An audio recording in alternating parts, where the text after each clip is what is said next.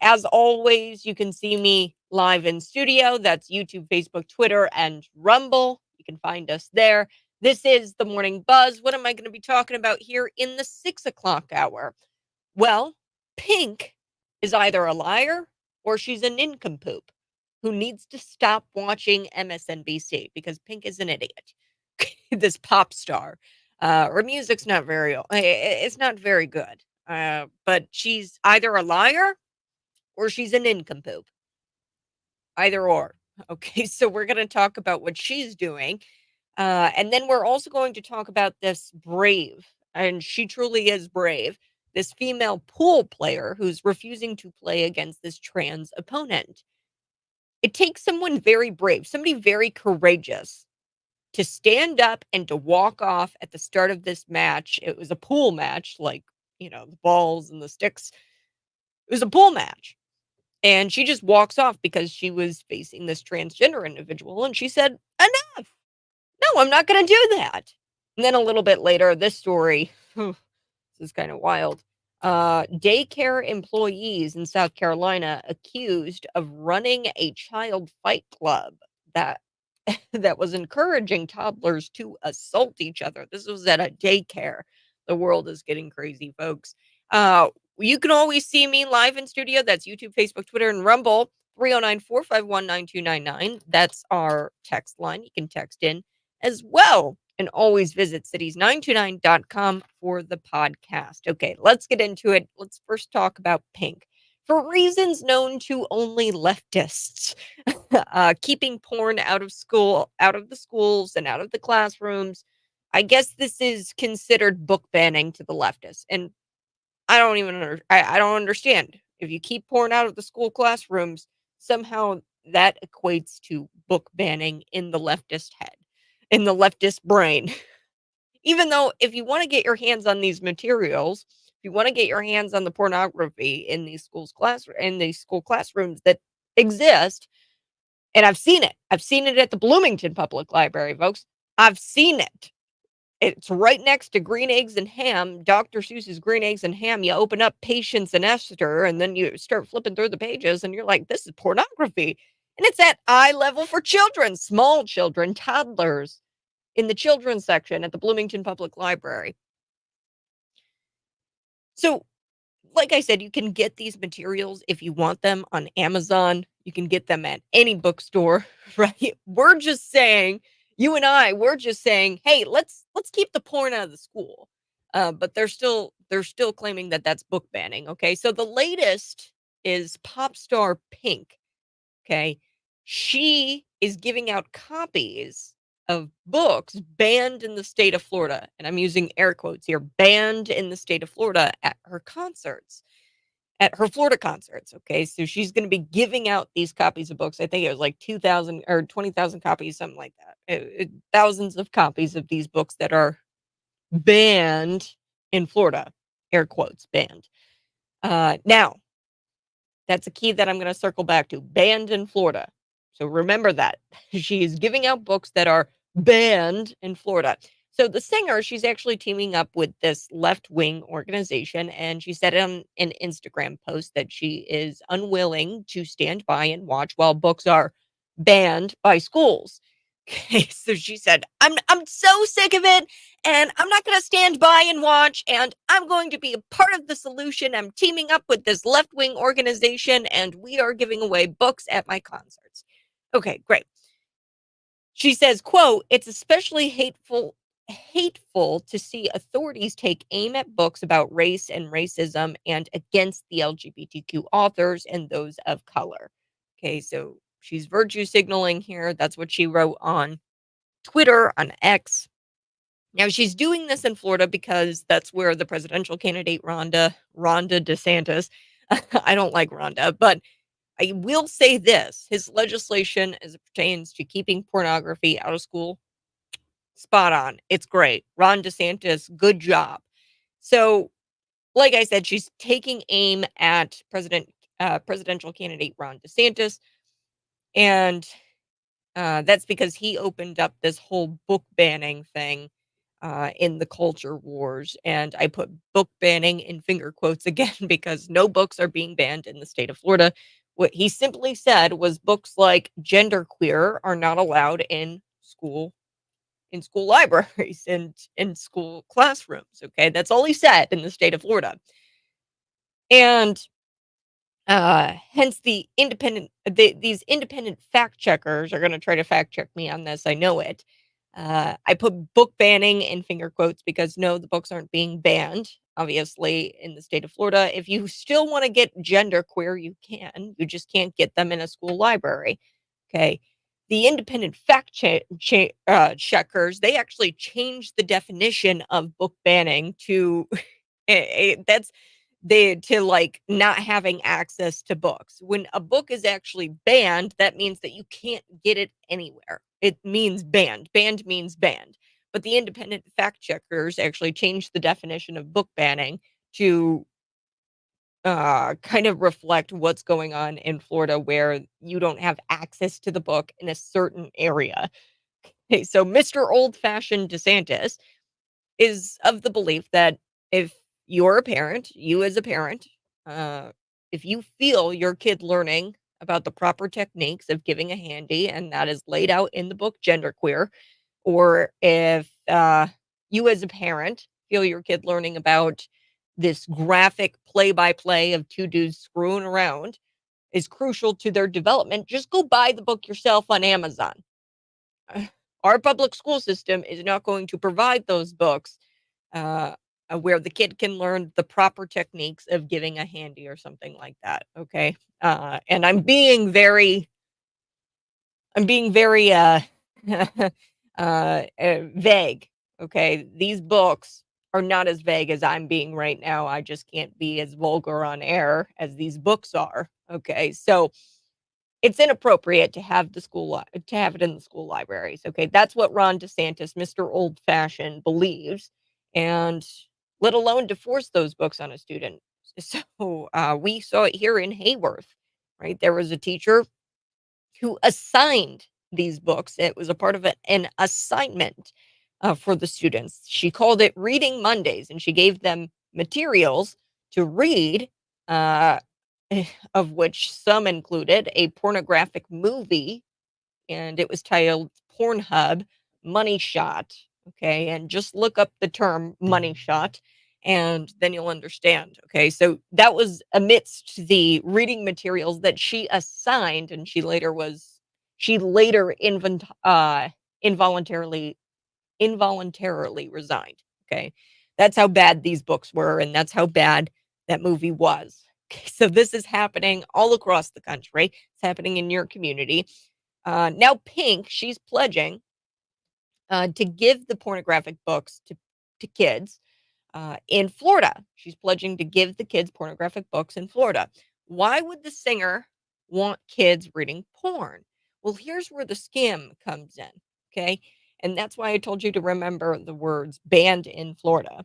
So, according to Pink, she's not talking about those pornographic books in which people are upset about. Okay. Parents don't want their kids learning about the proper techniques of giving a hand job.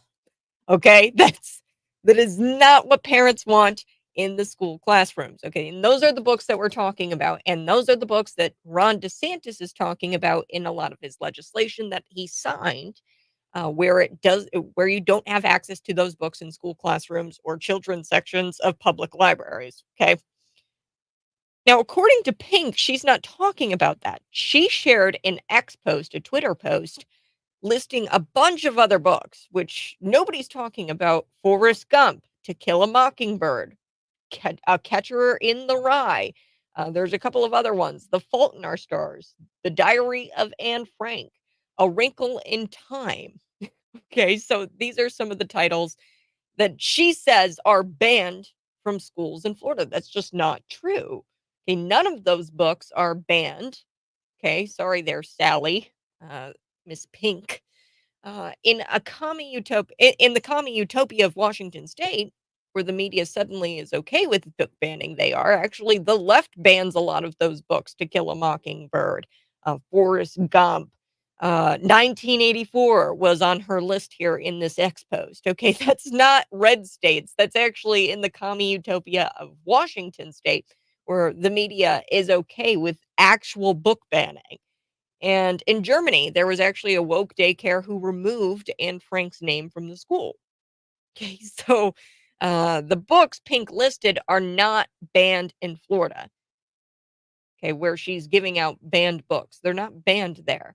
Someone confused Florida for California because To Kill a Mockingbird is actually on Florida's best standards list. Anne Frank is also on that list. The Diary of Anne Frank is on that list. These are not even these are celebrated books in Florida. I'm looking at their standards list right now, and these books, all of these titles are on there. This is a scam. This is the hustle. The left wants to equate book banning with classic works of literature. Ironically enough, works of literature the left has wanted to be banned over the years this is the literature that they are saying is being banned by Ron DeSantis in Florida. But that's not true. The left has wanted to ban 1984 over the years. The left has wanted to ban Anne Frank over the years. The left has wanted to ban Huckleberry Finn, Catcher in the Rye. The left has wanted to ban those books, okay? They want you to think that this is about Finn's friend Jim, and not the award-winning stories that go into graphic detail about dudes passing around a soda bottle. And I'm just going to, what is it? All Boys Aren't Blue. I'm taking an excerpt from the All Boys Are Not Blue or something like that, and it's an award-winning story that's in your kids' classroom. It's in your kids' classroom. It's in your kids' libraries. I know this to be true because we have an example of it right here in Central Illinois, Hayworth. So this book, they want you to think that it's Huckleberry Finn's friend Jim, who's the slave, right in that or in that book. But it's not, and they don't want you to think that it's about the award-winning stories that go into graphic detail about dudes, and I'm reading from the book here, passing around a soda bottle, uh, ejaculating into it, and then having people drink from that bottle, and they're pushing those kinds of books on your children under the guise of teaching tolerance. Okay, those are the books that Ron DeSantis is talking about. He said that those kinds of books do not belong in classrooms or in school libraries. And Pink, she's either a liar or she's a nincompoop, and she needs to stop watching MSNBC. It's either one or the other, okay? Because this is just blatant lies. I mean, she's sitting there saying that like I said, Anne Frank, the Diary of Anne Frank is banned in the state of Florida, and that's not true. It's on Florida's best standards list. I'm looking at it right now. Go check out my references. All right. I will be back on the other side. This is Cities 92.9. Find me on YouTube, Facebook, Twitter, and Rumble. Find me on Facebook, YouTube, Twitter, and Rumble. See me there. I'll be back. We got to talk about this pool player. She actually said no way, and she stuck to her guns, and she said, I'm not going to play against a transgender opponent. I'm not doing that. She's a pool player, and she refused to do it, and we need to see more of this. And it takes, honestly, somebody very brave, somebody courageous to stand up and walk off the start of a match. This female pool player did. So we'll be back with that next.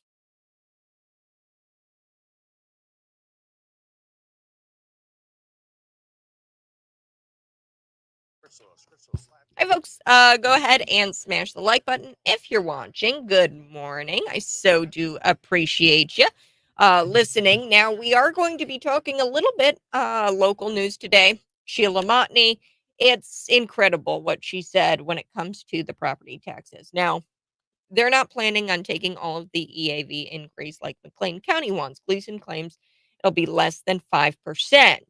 Now, Bloomington currently has excessive reserves. They don't need that money. They don't need to raise taxes. They just want it. Okay. Or to take that money. They just won it. Have you noticed the downtown plan that they've got for the city and that they just approved $750,000 to create this plan? Um, it's a secret, this plan that they've got, except some concepts. So far for that downtown streetscape plan, all they've got so far is like 750K allocated to it, and it's kind of not being as they're not being transparent about it as of yet. All we've got is some concepts about what this is going to look like. Now, um, it's not going to be voted on until taxes are increased. That's what's going to happen. Keep in mind the city is sitting on tons of money. And I want to talk about what Sheila Montney said because they're going to try to claim that it's just a small increase, and actually the school takes a lot more of the taxes, and the city takes a small amount, and that increase isn't going to hurt you. No, it will. What Gleason doesn't understand is that property tax increases raise rents, which means citizens have less money to spend in the local economy. If every unit of government raises property taxes and takes more from the citizens, it leaves a massive amount of dollars out of the local economy. So, like I said, the city's trying to take your money away from you via taxes, and Sheila Montney is actually fighting against this tax increase. So, we're going to talk about that here coming up in just a little bit. Like I said, if you're watching, go ahead and smash the like button.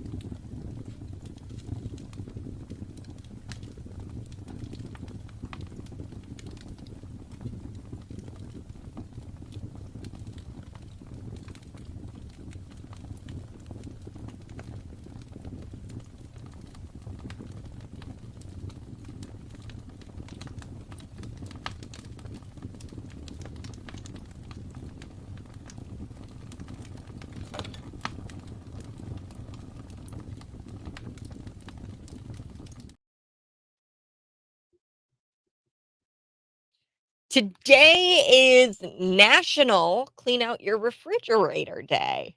Okay, you're going to need some room for all of the Thanksgiving ingredients and leftovers. And be honest, how dirty is your fridge? What's the grossest thing in there right now? 309-451-9299. What's lurking in those crisper drawers? Are there any old condiments that you really need to get rid of? So, one thing that's always in my fridge, I love spicy food. I am addicted to spicy food. So, instead of the salt out, sometimes you put the salt next to your oven, right? Or you've got the salt out on the table. Me, I've got my red pepper flakes out on the table. I add red pepper flakes to everything to spice up my food.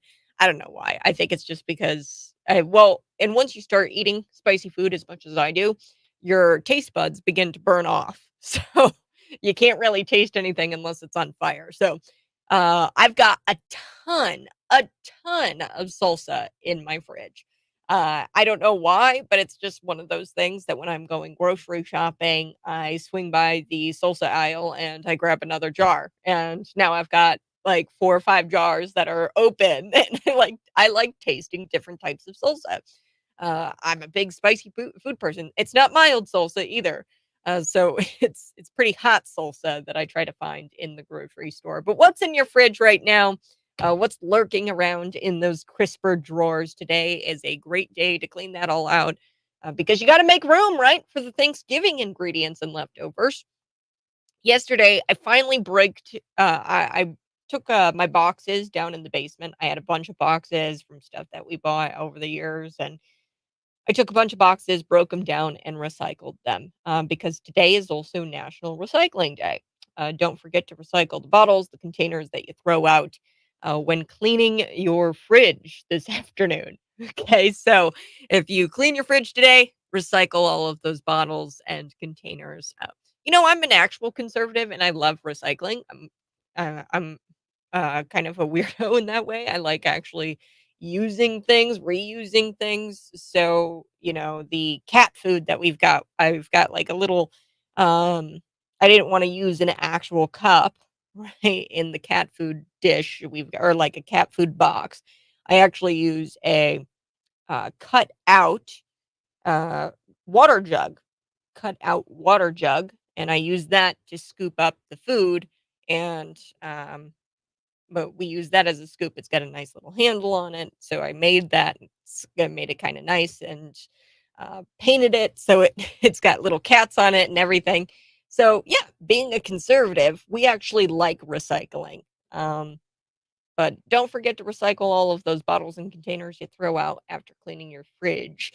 So today is National Clean Out Your Refrigerator Day and National Recycling Day. It's going to be a busy Thanksgiving for holiday travel. 55.4 million travelers will head 50 miles or more from home over the Thanksgiving holiday. That's a long way, 50 miles or more. That's an increase of 2.3% over the last year and the third highest Thanksgiving travel forecast since AAA began tracking holiday travel in 2000. Okay, so the top 2 years were 2005 and 2019. So this probably goes without saying, but the worst day for travel for Thanksgiving is the day before Thanksgiving. That's actually Wednesday, November 22nd this year. So maybe try to avoid travel November 22nd. But speaking about travel, and this is just a quick aside, and I'm upset about it. I'm not like super upset, but this just goes to show you how incompetent government is. And, the city of Bloomington, they want to raise your taxes. And we're going to get to that here in just a little bit. Tim Gleason announced at the Bloomington City Council meeting that next week, committee of the whole meeting is going to be turned into a special meeting to talk about property taxes. And he, of course, was trying to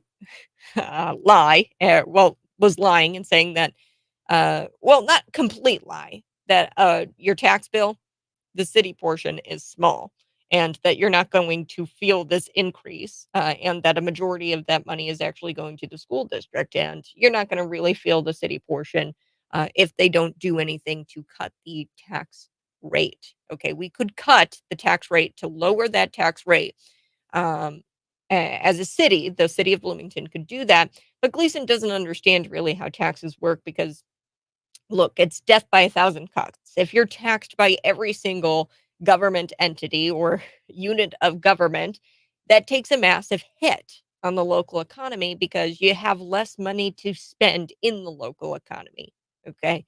This is like economics 101. I'm not like a genius or anything like that. I'm just economics 101. Anyway, so back to my government is incompetent story, and they shouldn't get any more of your money that they've already got because that traffic signal, and text me if you dealt with this at all. I had multiple friends dealing with this, calling me up, Cat, what's going on? What's going on? It was a traffic light that was out on Veterans in Washington, the corner there. Now it's back up in full operation. I got that message at about 6 p.m. from the city of Bloomington last night. Okay, repairs were completed earlier this afternoon, so likely it was about 4, 3 o'clock, if I had to guess, when they repaired the actual traffic signal that went out. It was a very busy intersection there, and there was an actual accident. Okay.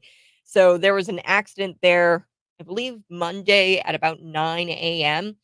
And I mean, 3 hours later, still wasn't fixed. It took these people about over 24 hours to get this traffic signal fixed in this very busy intersection. And I frequented the intersection that day. And because, I had to, it was right there, smack dab in the middle.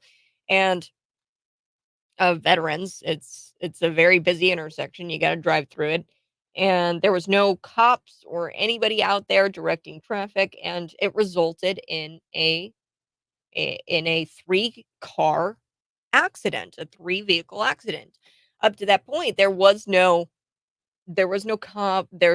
cops directing traffic, and it took, like, over 24 hours to get this traffic light back up in full operation. I understand if it's hard to try to find out what was actually wrong with it, um, and you have to get somebody out there, Public Works out there to try to figure out what's wrong. I get it. At least get some cops out there to direct some traffic. Get somebody out there to direct the traffic while the traffic light is out, right? But that's just one example of how they have so much money. They're sitting on so much money, the city of Bloomington, and we'll get to that. They're sitting on so much money, and we couldn't get somebody out there to fix that light right away or within the day at least. It took like practically 2 days almost to get this traffic light fixed. It's absurd. All right, I do have to take a quick break, but like I said, when we come back, this female pool player, she's actually refusing to play a match against this transgender opponent. And I think that we need to have more brave women stand up and walk off the field, the match, walk away from the match. And that's the only way they're going to hear female voices and understand that no, we do not want men in female spaces. So we're going to be back talking a little bit about that. Plus, there was a daycare in South Carolina. They're accused, these two people, of running a fight club out of this daycare. Yes, very odd. And they were encouraging the toddlers to assault each other. I can't imagine what the parents are going through. I can't imagine what the kids are going to have to live with and what that long term mental and emotional abuse is going to look like for these kids. But it's a really, really messed up world we're living in. But I'll be back talking a little bit about that story next.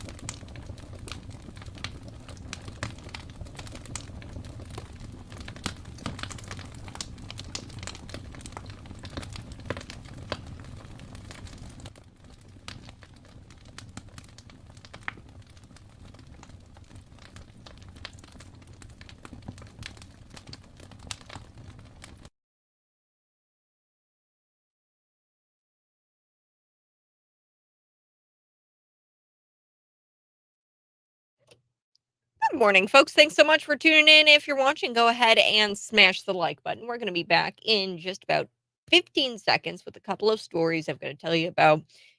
This female pool player. She is so brave, and she walked off this match, or she walked away from a match, and I'll tell you why that's brave, because it's huge that a woman would be so brave to walk off this match and walk away from this match after working towards it her entire life. Okay. And she gets there and then she has to face a man. She says, you know what? This isn't right. And I'm leaving.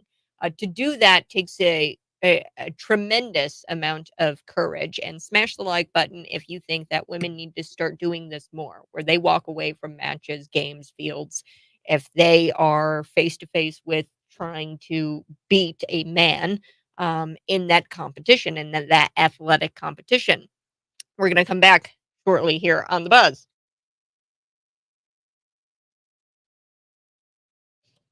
The Morning Buzz, City's 92.9, the news and talk of Bloomington Normal. This is why you can't trust the media.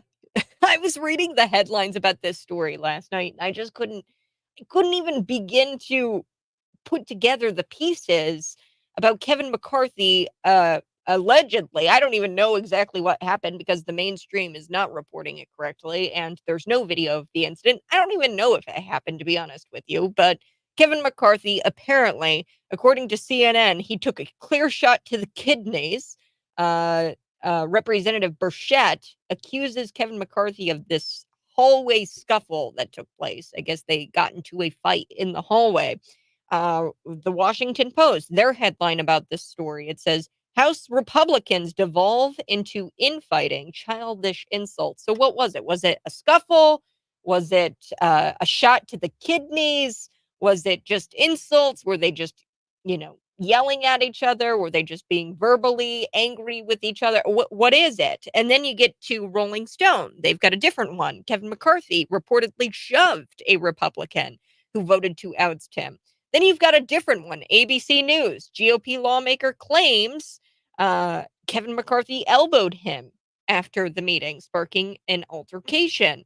And then there was another headline that came. Tim Burchett, the representative, says that former House Speaker Kevin McCarthy hit him with a sucker punch. So which is it? I don't even know which one it is. But if you thought that was a wild day in Congress, and we were having this argument about who bumped who in the hallway, who elbowed who took a punch and sucker punched him.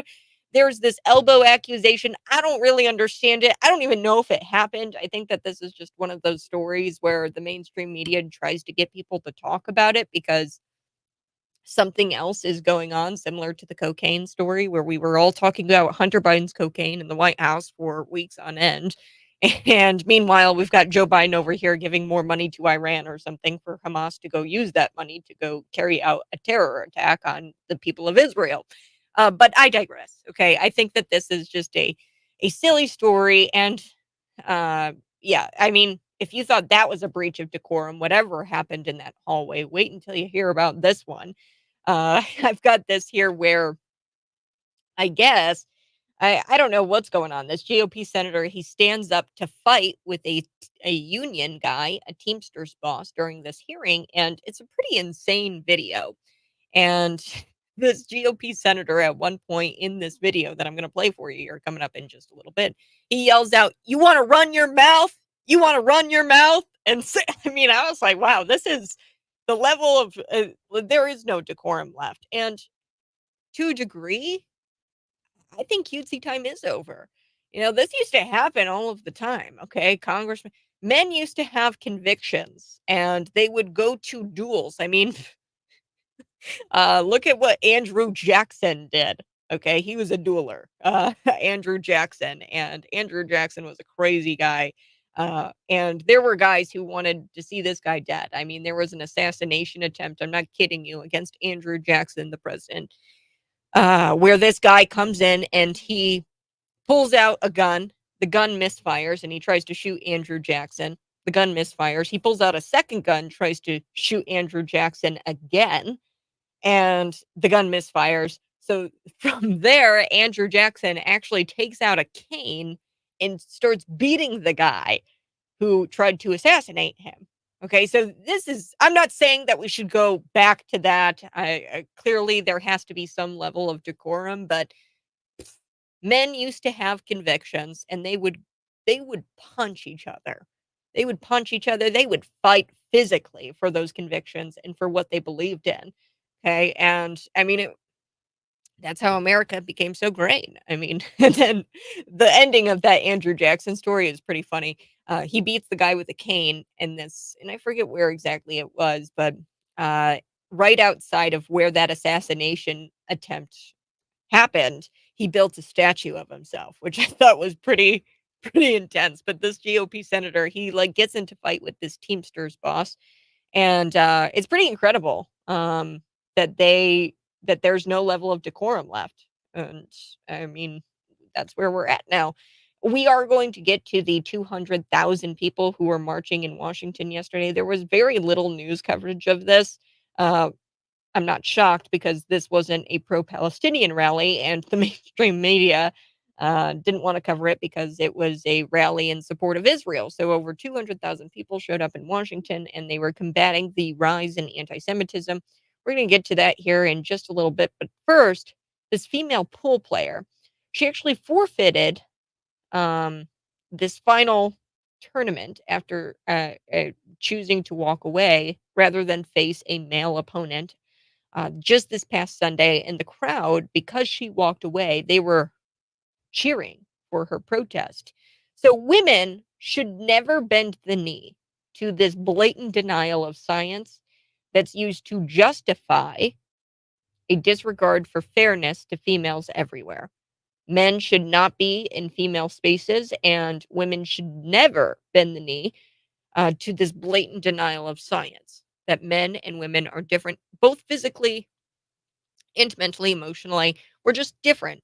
No better, no worse. We're just different. That's why there's female sports and that's why there's male sports. Okay, men can dominate. Like I've said, and there's no better example than my twin and I. Okay, same age, same household, same everything, except he's a male and I'm a female. And I mean, I run every day. I run every day. I think I'm kind of fast. He never runs. He will beat me in a race time and time and time again. It doesn't matter how much I run, it doesn't matter how much I train, he will beat me simply because he has that physical advantage. Okay, so in order to end this athletic fraud, I think more women need to refuse to compete against males like this woman did. But it's easier said than done, and it actually takes a lot of courage to walk away from something that you've dedicated much of your life to. So this female pool player, her name is Lynn Pinches, and she seated before the first break at the final of the women's champions tournament. This was in Wales on Sunday, and she walked away from the table after being matched to play against Chris. He was cosplaying as Harriet Haynes. That's the name he was using. He was trying to go by Harriet Haynes. It was a male cosplaying as a woman, and his real name is Chris Haynes. Okay, so I'm hoping that her bravery encourages others to take a stand. I do have to take a break, but I do wanna continue this story because it gets better. It gets better, and this is actually a great news story, and I'll tell you why. You're thinking to yourself, "Pool, you know, transgender players, men, do they really have that much of a physical advantage over women when it comes to pool?" Yes, they do, and there's science to back that up. So, like I said, men and women's sports, this is an unfair attack against women, and now they're being forced to walk away from the sport that they love in an attempt to regain this fairness that we once had in sports. So we're going to talk about it here coming up in just a little bit. That's next in the morning buzz.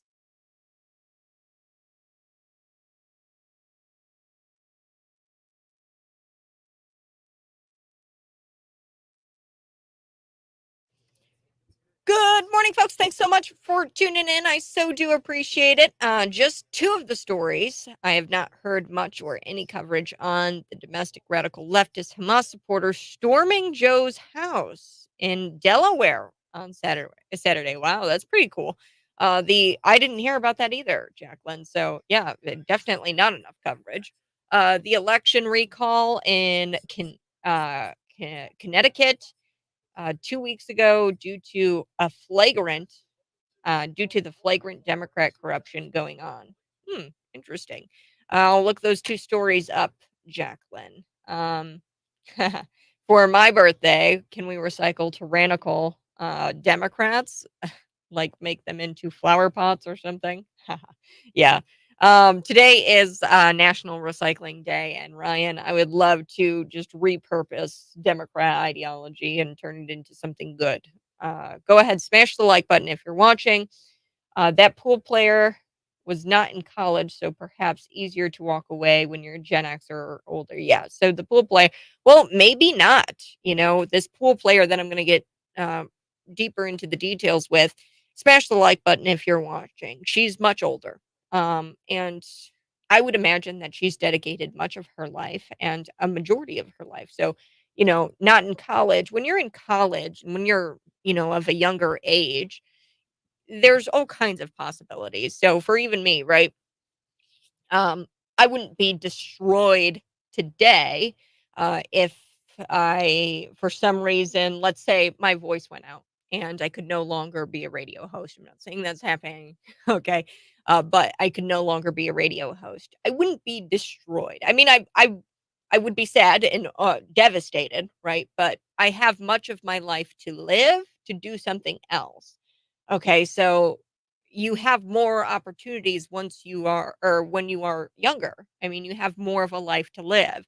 So in this case, this woman, she is much older. I think she is probably about Gen X, maybe a little older than that, actually, according to the video. But she actually walks away from this match. She's much older. I mean, at this point in her life, she's either a pool player or she's not.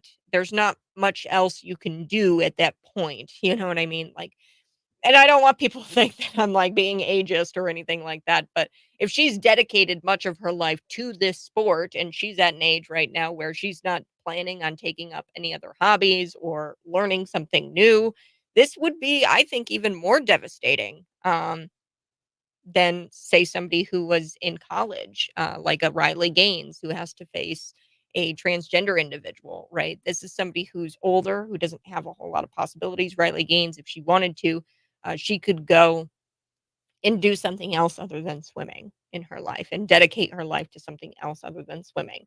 When you're at an age as this woman was, she can. I mean, this was her life, and she's dedicated much of her time to it, and she's at an age where she's not planning on taking up any other hobbies, I'd imagine.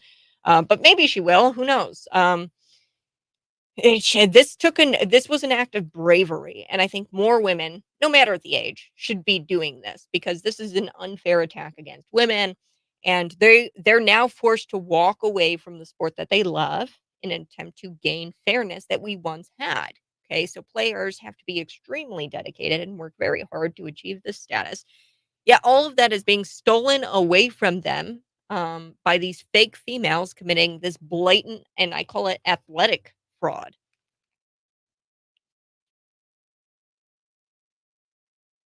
I call it athletic fraud because that's exactly what this is. Okay, so this woman, her name is Lynn Pinches. She's an elderly one, not like super old, but she's older, and she walked off the match. She walked away from the match after before the first break of the final of the Women's Champions of Champion tournament in Wales on Sunday. So she walked away from the table after being matched against a transgender man.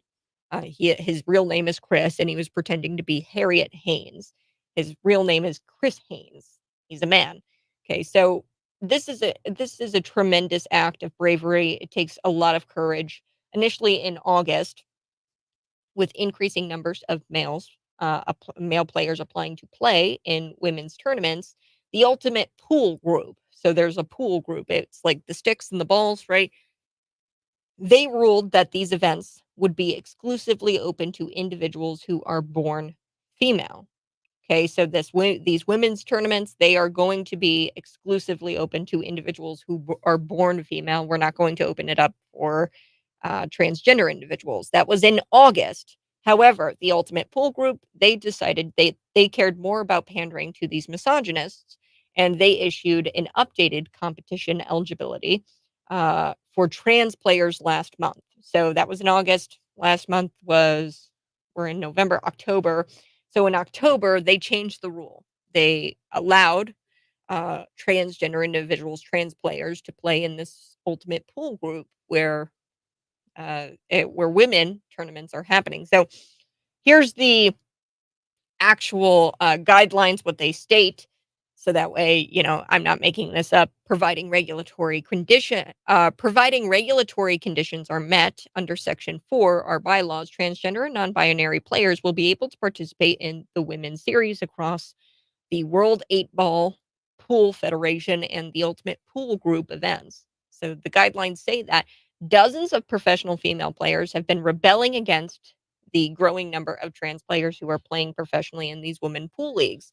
Uh, and, I mean, this is a sad story because this woman dedicated much of her life to this sport. And then she has to walk away from it all because she's paired up with a trans opponent. Talking more a little bit more about this, but then I do want to give you information about this disturbing story coming out of South Carolina, where these daycare employees are accused of running a child fight club. That's next on Cities 92.9.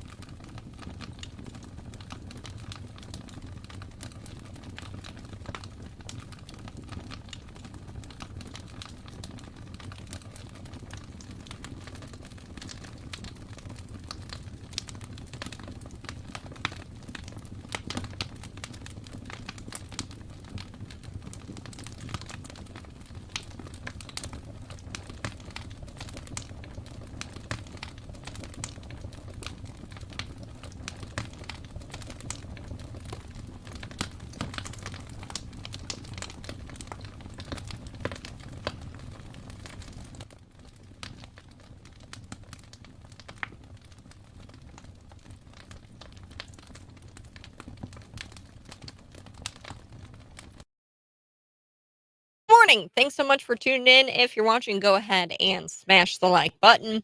Now, I'm going to talk a little bit more about the guidelines here. The Ultimate Pool Group, they changed those guidelines from August to October. I mean, in August, they said, you know what, we're going to keep the events females only. Okay. If they're going to be female only events, then we're going to make sure that those who are born female are participating in these events.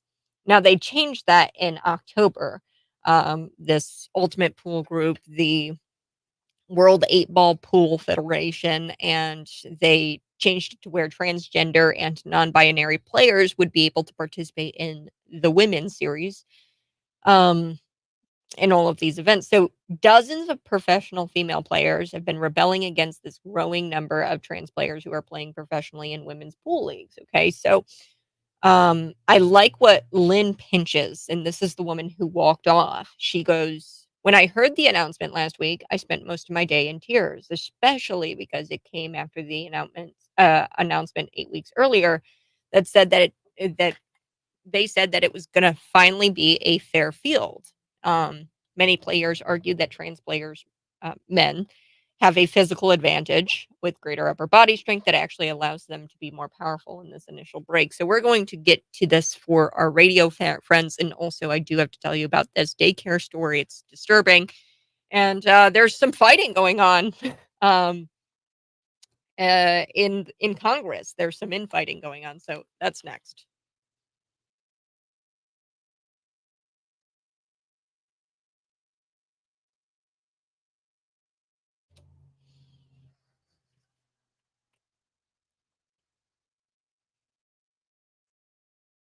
So I really like what she has to say here. Lynn Pinches, she's this brave woman who walked away from this pool match because she was paired up with this opponent who was transgender. He was a man cosplaying as a female, and dozens of professional female players have been rebelling against this growing number of trans players who have been playing professionally in these women pool leagues. Okay, so there have been dozens of female players that have rebelled, but this was huge because this woman actually walked away from this championship match because she was paired up with this trans opponent, and she's been working towards this match her entire life, and she's an older woman.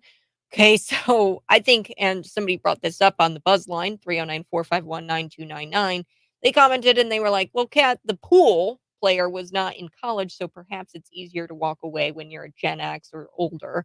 Well, I would argue maybe not so much because here they are, they're Gen X or, older than Gen X. She looks like she's older than Gen X, this woman who walks off Lynn Pinches. I'd argue that it's harder to walk away when you're older. Riley Gaines, she's, young, she's this swimmer. If she wanted to, she's got peak athleticism. She's very good at what she does. I think it's easier for her to walk away than say somebody who's older who's dedicated her life to pool. And now, I mean, she's only got so much of her life left, right? Just factually speaking. Is she willing to move on to something else? Is she willing to pick up a new sport and learn something else? I bet it would be very hard for both Gen Z, Gen X to walk away from something that you've been building towards and working towards your entire life. So Lynn Pinches, she says this.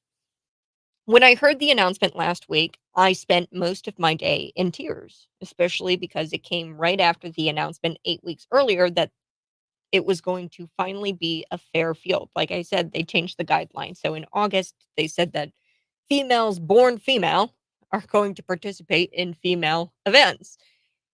They changed that in October. So it's really sad.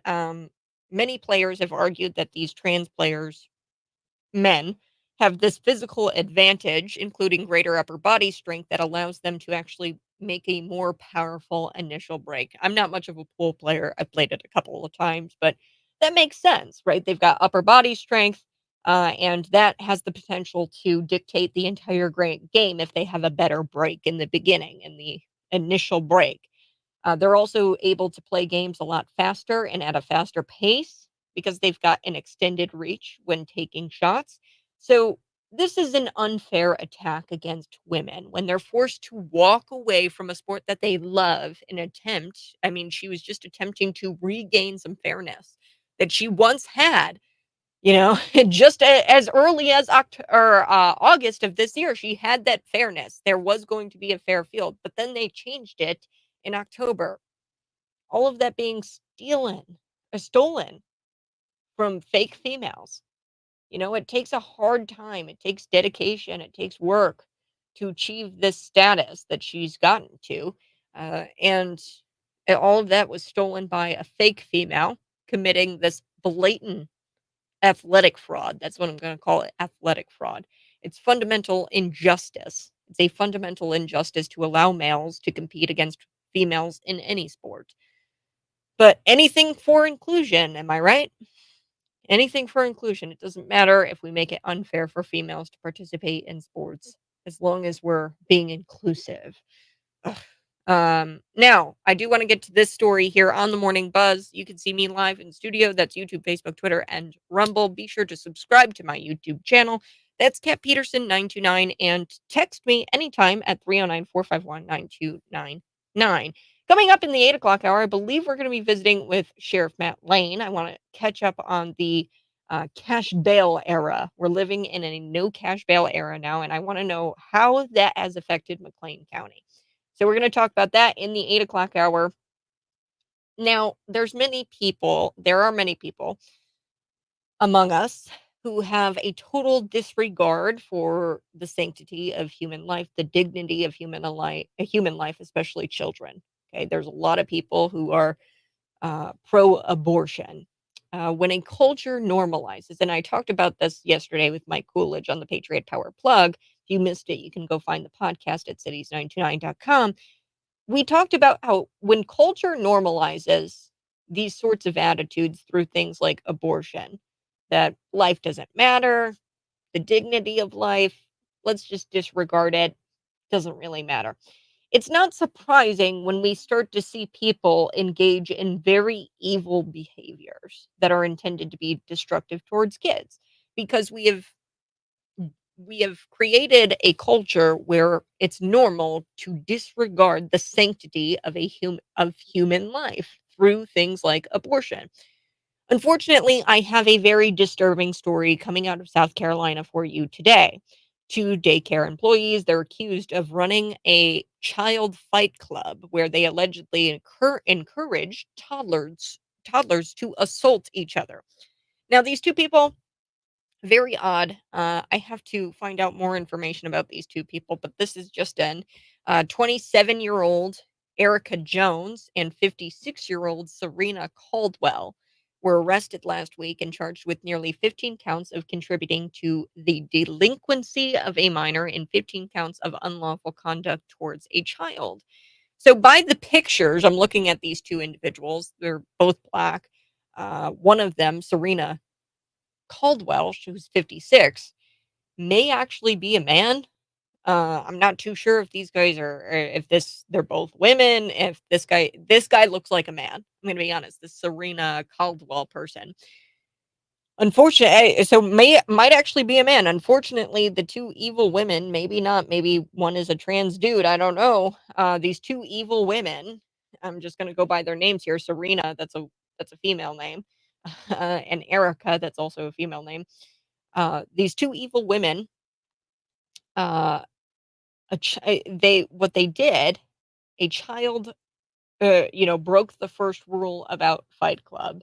That's unfortunate for these two evil women because the child, said there was a kid who talked about Fight Club. Yeah, that's the first rule about Fight Club. You don't talk about Fight Club, but a child allegedly informed his mother that the kids were told to hit each other by the staff at the Kids Unlimited of Prosperity in Newberry County. So this is in South Carolina. This is a daycare. Security cam footage shows that both teachers, Serena and Erica, told at least 14 children to hit other children as a means of punishment or to entice them to follow the rules. Very disturbing. So the sheriff out of there, Lee Foster, said that none of the children's injuries were serious, thank God. but the emotional toll could last a lifetime. It could last a long, long time if these kids don't get the help that they need. It was a situation where they were participating in it by encouraging the kids, and they kind of looked at it as something like equivalent to a sporting event. This is from the sheriff. She says that these 2 daycare workers, they made sport out of it and had the kids fight each other, like dog fights. I mean, this is disturbing. And she the women, these evil women, maybe a man, maybe a trans man, I don't know, looks like a man, the Serena woman, uh, they tried to motivate the kids in participating in this sporting event. So Serena Caldwell is also accused of striking one of the young children with a box of baby wipes. Now we have daycare workers that have assaulted children and daycare workers that have taken punishment way too far, a bit too far, but nothing quite like this. This is according to the sheriff. I've never seen anything like this in my lifetime. This is a sheriff, and the sheriff has dealt with daycare workers assaulting children in the past. Scum of the earth. I mean, this is a member of law enforcement, and this sheriff also added that he believes the 2 women are rogue employees and that they do not represent the daycare. And the sheriff actually said the daycare did exactly what the law says and maybe even more. They went above and beyond. They found out about it, and then they didn't intend to take care of this on their own. They actually just reported it to the law enforcement right away once they found the camera footage. Now, here's the thing that disturbs me. The owners of the daycare, you would think, although they weren't directly involved in this, and, these are just 2 rogue employees, you'd think that they would have more accountability in this situation. I want to see the owners of this daycare charged with something because the company, and this is a company dedicated to the care of children. They have security footage available to them. Wouldn't you think that the owners or whoever would be checking that footage more often than that? And why was this allowed to continue for so long? This fight club that these 2 daycare workers were participating in and having the children participate in. But enough is enough. Every daycare should be legally mandated to have live security cameras that parents can check in at all hours of the day. Heck, I've thought about that for public schools. Why can't we have security cameras for public schools where parents can have access to it and check it out? Check out the cameras, live security cameras. I'm sure that would be pretty effective in preventing the number of crimes committed against children, and these are some of the worst crimes imaginable. Imagine 2 daycare workers, you take your kid to daycare and you find out that your kid is participating in this weird sporting event that these daycare workers have cooked up. It's like a child fight club. And this child, I mean, broke the number 1 rule about fight club and told mom, "Hey, this is what's going on." So, that's that story. I do want to talk about over 200,000 people marching on Washington to support Israel yesterday. I don't think that this got nearly enough media attention. Um, 200,000 people combating the rise in anti-Semitism. I've got to talk about this GOP senator. Something's going on in Congress. There's been a lot of escalation, I guess, in Congress, and he actually stands up to fight this Teamster boss during this hearing in this insane video. And the GOP senator actually says, "You want to run your mouth? Stand up, fight me." I mean, this is this is a pretty insane video. That's all next on the Morning Buzz. Find me on YouTube, Facebook, Twitter, and Rumble.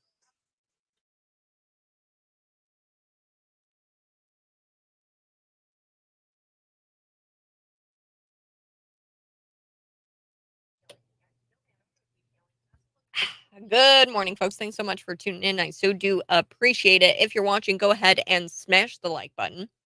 We're going to be coming back talking a little bit about the rise in anti Semitism. Now, I've got numbers and I've got real life examples when it comes to the rise in anti Semitism. In wake of the escalating anti-Semitic threats and attacks in the United States, the White House has decided to focus a national strategy to counter Islamophobia. And, I'm sick and tired of people, transphobia, Islamophobia, like it's a bad thing to have a fear of an ideology. Okay. To be clear, I don't fear transgender people. I don't fear Islamic people. I fear the ideology in which they subscribe to. And there is nothing wrong with that. There are people who are scared of spiders. Okay. Although spiders are the, like, they're that a majority of them are not venomous or venomous, majority of them won't kill you. Okay. And they make it sound like it's irrational to fear transgender ideology and to fear Islamic radical Islam. Okay. Um and the Islamic religion. Okay. And I'm just going to give you some numbers and some statistics that warrant a fear of that ideology. Okay, there's been plenty of studies conducted about the Islamic faith, um, and how some can misconstrued what the Quran says. And I'm not. I have talked to, I mean, an Iranian. I have one of a good Iranian friend, and she's Muslim and has modernized the religion and uh, does not participate in violence and does not believe that it's okay to violently attack civilians. And if that there is a study that I've got to share with you. And, I'm sick and tired. I mean, yes, I am afraid of somebody who believes that they are in the wrong body. And I am afraid of somebody who could possibly be taking or I'm afraid of an ideology that says it's okay to take, like I said, not afraid of people. Okay. Um, in this case, in the transgender case, it's a little bit different because when you have a 6'4" man who has painted fingernails and clearly is disturbed, right? There is no, there's, and, it has a hormonal imbalance. You know that this person has a hormonal imbalance, has, kind of a beard, kind of not. Uh, there is a rational fear to be had, okay? And when you look at the statistics, right? I've told you multiple times that these transgender individuals, sad that they kill themselves at a higher rate than those in Holocaust times in the Auschwitz and concentration camps. They would kill themselves. They'd commit suicide before getting gassed or before being tortured. These Jewish people, and they would commit suicide. Now, they committed suicide at a very high rate, and the transgender people far surpass what was going on in Auschwitz in the Holocaust. They killed themselves at a higher rate than the Jewish people did during the Holocaust time, okay? So their suicide rates are insane. Um, and it's not irrational to have a fear of this ideology that breeds suicidal thoughts. And not thoughts, but suicidal actions, suicide. It is not irrational. There are people who are afraid of heights. There are people who are afraid of spiders. There are people who are afraid of um, black cats. Okay. Um, and it's not irrational, and they try to demonize having a healthy fear of somebody who, or not of somebody, but of an ideology that breeds certain actions and certain uh belief systems. Okay, that's not irrational to have a fear of and I don't want to give away too much because I do want to come back for our radio listeners and unpack these numbers that I've got for you when it comes to Islam and how many Islamic people there are actually worldwide, and how many of those people actually believe that violence is sometimes the answer against civilians. Not only sometimes, but as often the answer against civilians, and they support violence against civilians to further the cause of Islam, the faith of Islam. Okay. Now I don't have the numbers, although those numbers would be significantly less because when you compare how many Arabs, how many Islamic people there are worldwide to the Jewish population. It's not even close. So even if 100% of the Jewish population subscribed to an ideology where they say, we, oh, hold on one second.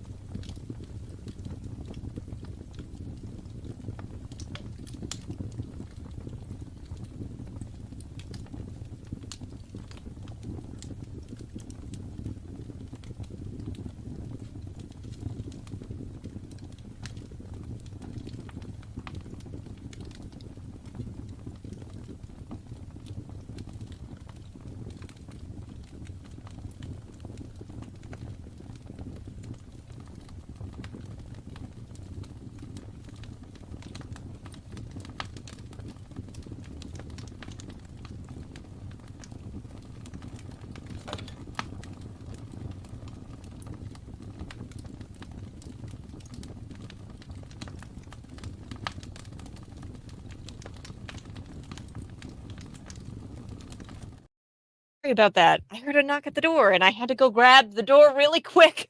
But a good listener, shout out to Kevin Brown. He actually brought me a book. He goes to my church, the Tabernacle. Quick plug for the Tabernacle. Protestants and Catholics, do they now agree? This is a pretty cool book, and I'm excited to read it. I'm a big reader. I'm a huge reader, and I've actually started reading Jim Garlow, his book called Well Versed, and I highly recommend that book. That is the book I am reading currently. Okay, so before we took the break, I was telling you guys a little bit about the 200,000 people who showed up in support of Israel. And this was in Washington. And it got very little news coverage, unfortunately, but I'm not shocked because it wasn't a pro Palestinian rally. It was a rally showing support for Israel. And if you look at the videos in comparison, these were actually mostly peaceful protests in comparison to the pro Palestinian rallies that took place in Washington a week or so ago. Those were not mostly peaceful. They were mostly fiery protests. There was chants like "Kill the Jews." There were people who were climbing the fence, defacing statues. Now, the State of Israel, their official X account, posted this in response to the massive gathering that took place in Washington to support Israel. They said, "Thank you to each and every one of our Jewish and non-Jewish brothers and sisters and allies." So I was telling you the live stream folks about this, and I'm very excited to get into this today because I've got the statistics and I've got the receipts. In wake of this escalating anti-Semitic threats and attacks in the United States, and believe me, there's a rise. The White House, they have decided to focus on a national strategy to counter Islamophobia. So today's show, I want to get into the difference between anti-Semitism and Islamophobia, and I want to provide receipts, statistics. People on the left have claimed that both attacks against Muslims and Jewish people are up. However, that's not exactly what the facts show. Now, anti-Semitism has increased significantly and far more than Islamophobia. A huge portion of that comes from the Islamic world. So that's an important part of this too. There's anti-Semitism. Who is committing these acts of anti-Semitism against the Jewish people? You need to know. And a huge portion of it actually comes from the Islamic world. So here's some numbers from October 7th of 2023. That was the day of the terrorist attack. So from October 7th, 2023 to today versus the same period of time last year. These numbers, of course, are coming from the ADL and CARE. Now, these are left leaning organizations, CARE International and the ADL. They are left leaning. They have a bias. In fact, CARE International, I believe the or the UAE recognized them as a terrorist organization. There's probably a couple of other nations who have recognized CARE as a terrorist organization. So these people are very left leaning. Okay. Anyways, these are the numbers that we've got. We don't have great numbers because it's so recent, October 7th through today. Uh, but their numbers say that anti Semitic crimes have increased 388%. That's nearly 400%. Then you look at the Islamic hate crimes from this time period last year to this year, it's an increase of 216%. So not even 300%. It's the anti Semitic hate crimes have increased near 400% in comparison to the Islamic hate crimes, which is just over 200%. So both have seen a rise, but clearly the anti Semitic hate crimes have seen a larger increase. And this is according to the ADL and CARE. Like I said, left leaning organizations. But here I have it, the FBI director himself. Okay, this is important. The FBI director himself, Christopher Wray, he gets out there and he says that there is a disproportionate amount of hate crimes committed against Jewish people in comparison to any other religious group or ethnic group. This is Christopher Wray saying that the rise in anti Semitism is disproportionate to other hate crimes committed in the United States. He was questioned by Mitt Romney. Here we go. Expect that, but we don't have good numbers yet because it's so fresh. But I think that the point that I was trying to make there, which I really think Americans need to understand, is how wildly disproportionate, if you could ever use a word like proportionate in something like this, that is. 2.4% of the American public, 60% of religious-based hate crimes. They're getting it from racially and ethnically motivated violent extremists, ISIS-inspired violent extremists, foreign terrorist organizations, whether they be Sunni like Al-Qaeda or ISIS, or Shia like Hezbollah. And so this is a group that has the outrageous distinction of being uniquely targeted, and they need our help. So there you have it. There's Christopher Wray himself, the FBI director, saying that these are disproportionate. He even drew attention to who is committing these hate crimes against the Jewish population. Okay, that's largely the Islamic world. Okay, now Jews, they were a target of more than 50% of the religiously motivated hate crimes in 2022. These are the statistics that we have currently. Uh, even though they only make up about 2.4% of the population. Less than 10% of the religiously motivated hate crimes were anti Muslim cases. Okay, I've given you these statistics before. I think it was like 9% Muslim, these hate crimes. I think overall, and when we talk about hate crimes, look, I hate talking about hate crimes because I've said before, and I was talking with a texter over the line yesterday. I don't believe hate crimes should even be a thing. Murder shouldn't have a footnote. Okay, if you commit an act of murder, and if you are a murderer, you should be punished to the fullest extent of the law, no matter who you killed. Okay, I don't think murder should have a footnote. Um, and hate crimes, because we've made these a things, now we've created hate speech, and now if you say something somebody else disagrees with, you will be accused of what's called hate speech. Anyway, I digress. Who's committing these hate crimes is a big question that nobody's answering, and there is an answer to it. I'd be curious, how many hate crimes are Jewish people perpetrating against the Islamic people? Like I told you, less than 10% of these hate crimes are anti Muslim. Religiously motivated hate crimes were anti Muslim. Okay. Less than 10%. And I'd be curious, of that less than 10%, how many of those hate crimes were committed by those of of the Jewish religion, of the Jewish faith, or ethnicity? I would imagine that a lot of anti Semitic crimes are being committed by Islamists. And that's not me saying it, that's the FBI director saying it. There are far more Muslims in the United States than there are white supremacists. And I don't think white supremacists are killing or are the major uh, people perpetrating the crimes against Jewish people. It's not even close. Okay, there's far more Muslims in the United States than white supremacists. The ADL, Center on Extremism, notes that nearly 400%, this 400% increase, is primarily anti Semitic incidences reported year over year. Okay, so I gave you these statistics, and now what I want to do is give you examples, real life examples. How does this play out?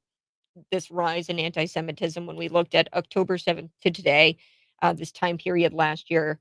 The ADL is saying that this is a 400% increase from the year before.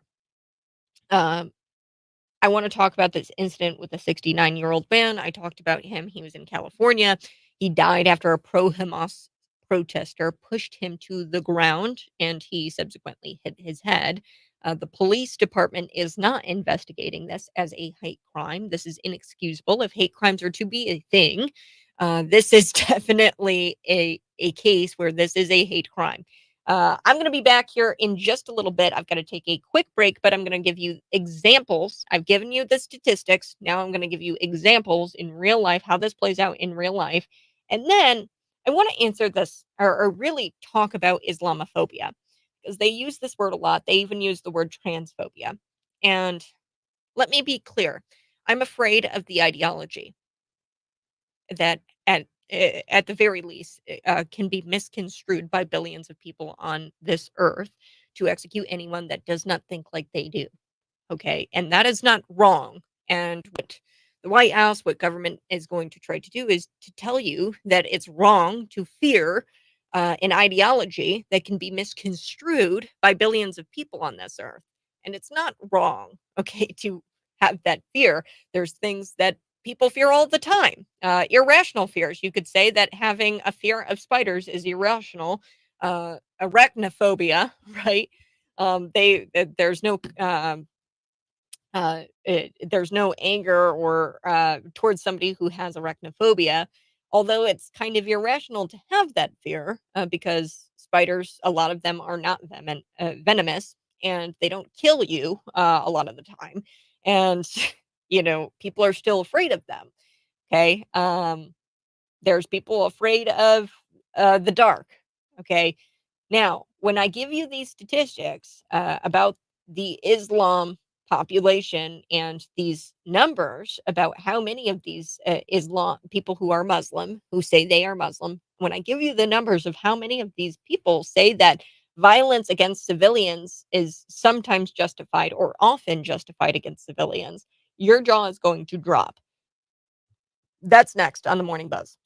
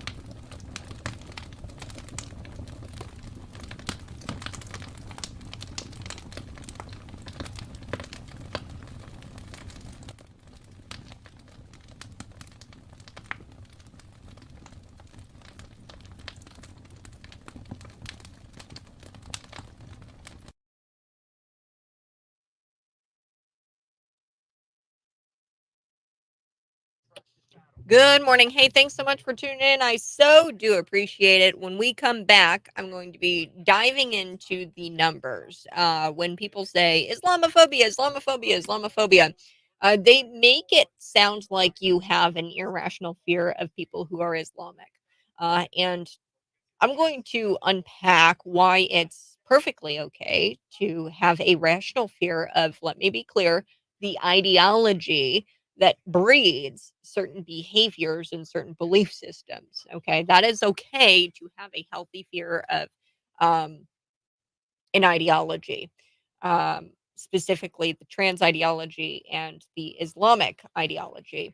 We're back next.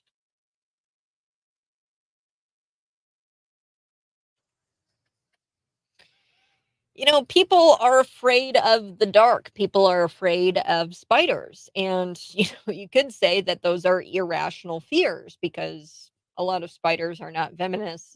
They don't kill people. They probably only kill like maybe one or two people ever. Okay. So, and the dark has never killed anybody, right? But people are afraid of the dark. People are afraid of spiders. And leftists want you to believe that it's irrational to fear an ideology that at the very least can be misconstrued by billions of people on this earth, and this ideology can be misconstrued by people and they can begin to believe that executing anyone that doesn't think like you do is okay. I don't think that that's an irrational fear to fear an ideology, and I want to be clear, I'm not afraid of people. I'm not afraid of somebody if they don't give me a reason to be afraid of them. And this ideology, it's okay to have a fear of the ideology. It's okay to have a fear of transgender ideology when this ideology says that it's okay for men to take female hormones, for a 6'4" man to take female hormones and to manipulate the emotions because your hormones are directly correlated to your emotions and to your mental health. Just talk to a doctor. I'm not a doctor, I don't claim to be, but your hormones play a significant role in how you react emotionally to things. And when a 6'4" dude is on hormones, yes, that is kind of scary. Hormones that are not his own when he's on synthetic hormones. And I'm afraid of an ideology that promotes that sort of thing. I'm afraid of an ideology that breeds a suicide rate that we've never seen before in world history. I've told you multiple times the suicide rate amongst those Jewish people in the time Holocaust times was nowhere in comparison to what we've got now in the trans community. The trans community kills themselves, and I fear an ideology that breeds such behavior, where an ideology can create a group of people that kills themselves at a rate of uh, insane numbers. Like I said, Jewish people would kill themselves in these concentration camps to avoid suffering, and they'd kill themselves, and that was a pretty high suicide rate. What we've got here in the transgender community is much, much higher. So, yes, I fear an ideology that breeds that sort of behavior. Now, before I get into how many Muslims believe that violence against civilians is justified, because there was a study done, and there are a lot of Muslims who actually believe that violence against civilians is sometimes justified. And in fact, some Muslims in this study even went as far to say that violence is often justified against civilians in order to further the Islamic faith. Okay, so I'm gonna get into that study, but first I do want to talk about some incidences. I gave you the numbers. The rise in anti-Semitism far surpasses the rise in Islamic hate crimes. Anti-Islamic behavior is not as much on the rise as anti-Semitism is when you look at the numbers. In just one of many instances, this 69-year-old man, he died after a pro-Hamas protester pushed him to the ground. Before that, he hit him over the head with a microphone or a megaphone, and the police department is actually not investigating this as a hate crime. Okay, he's a 69-year-old elderly man, and this was in California, I believe. This behavior is excusable if they believe the person who performs that behavior is oppressed. That's progressivism. Leftists believe that that behavior, hitting the guy over the head with a megaphone and killing him, they believe that that's excusable if this person who performs that act or conducts this behavior is oppressed. That's progressivism. That's Marxism. Ironically, it's the left doing exactly what the anti Semites are accusing the Jews of doing. Uh, so they're the ones controlling all of the information. Like I told you, the NBC article that came out, they did not report this story accurately, where the 69-year-old man was hit over the head with a megaphone and he died, where this pro-Hamas supporter, protester, he hit him over the head and killed him. Okay, the NBC News article, they headlined it, "Man falls and dies at a pro Israel and pro-Palestine rally." So that's the way they framed this thing. Okay, the NBC News. So they are the ones controlling the information, and they are being anti-Semitic in that they are not accurately reporting. So that was just one incident. There's other instances. There was an incident that I talked about where Jewish students, they received death threats at Cornell University, and they were forced to hide inside a locked library in New York City. Um, as well as a pro-Palestinian rally that moved through the building. These protesters were banging on the door of this library and chanting "Free Palestine, Free Palestine, Free Palestine." And this is all on video. Okay, these are instances that happened. The U.S. Attorney's Office also announced that the Cornell Jr., who received these death threats at Cornell University, Patrick Day, he was arrested on a federal criminal complaint charging him with posting threats to bring an assault rifle to campus and shoot all of you Jew pigs. Okay, so he was arrested actually. He was a Cornell junior, and he was arrested because he was saying that he was going to bring a so called assault rifle to the campus and shoot Jewish pigs.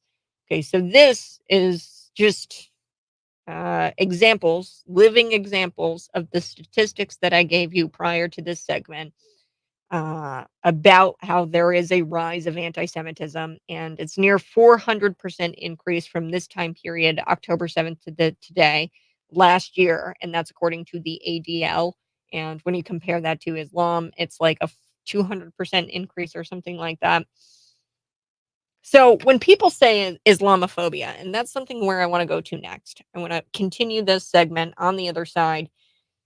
It's not irrational to have a fear of this ideology, an ideology that can be misconstrued by billions of people on this earth. And this ideology tells these people to execute anyone who does not think like they do. That is a rational fear. It is not an irrational fear. And it becomes a real rational fear when I give you the numbers of how many Islam people in this study actually believe that violence against civilians is justified. I'm back next on the Morning Buzz, Cities 92.9.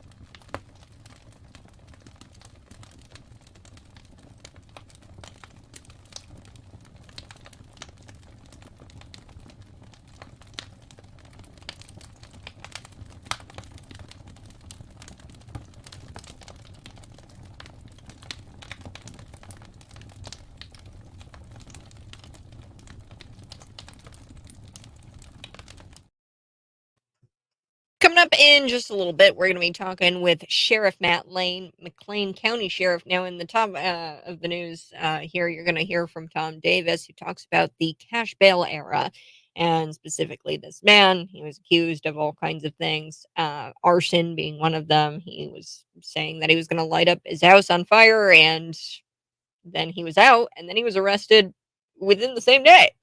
So we're going to talk about cash bail era, how it affects McLean County, what has been going on with Sheriff Matt Lane. Before I took the break, I was telling you guys a little bit about how it's completely rational to be afraid of an ideology that breeds a support of violence. Okay, so here are the numbers: 1.8 billion, 1.8 billion Muslims in the world. Okay, now there was a study, and they found that 8% of Muslims in this study, and it was a pretty large sample size, believe that violence against civilians is sometimes justified.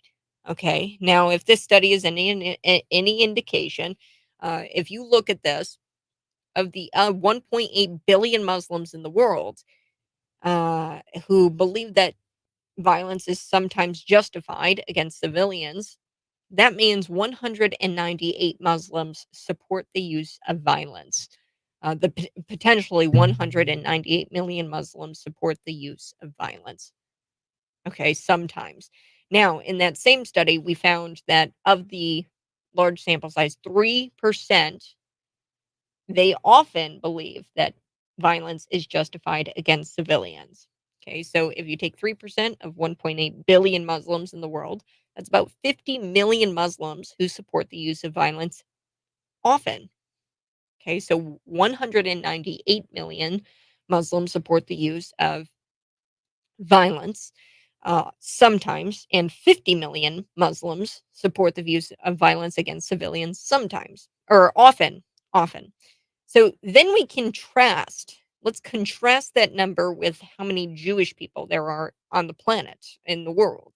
16.1 million Jews. That's significantly less than the 1.8 billion Muslims in the world. When you look at this, it's 16.1 million Jews. Now, even if 100% of these 16.1 million Jews supported violence against civilians, and they believe that that sometimes is justified, if all of them believe that violence is sometimes justified, that wouldn't even be close to the number of the 198 million Muslims who support the use of violence against civilians sometimes. Okay, so these are the numbers, these are the statistics, these are the facts.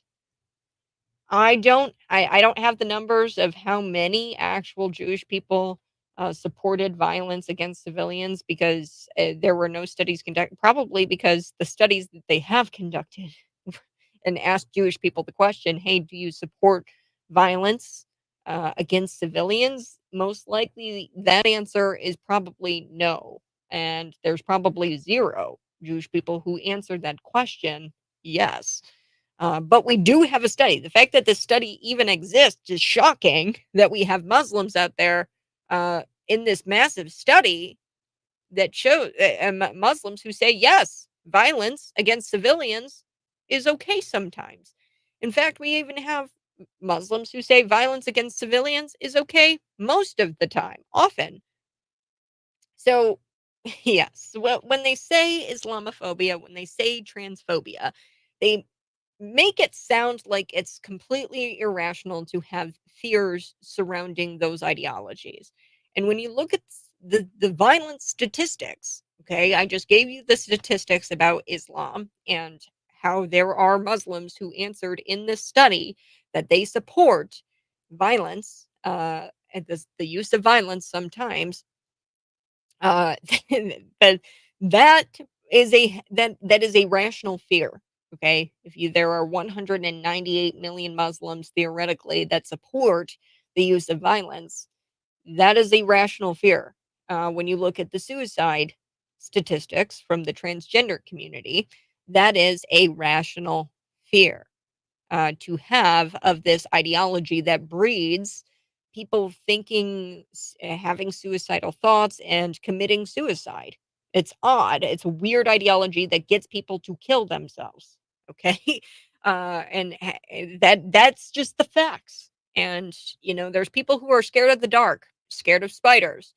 You could argue that those things are irrational because I'm telling you right now, the odds that a spider kills you are very, very low. Very, very low. So I've got to chat with Matt Lane on the other side. A little bit later, we will be talking about Congress because they've had quite the day. Congress, we talked about how there was a altercation in a hallway. We got to talk about decorum in Congress.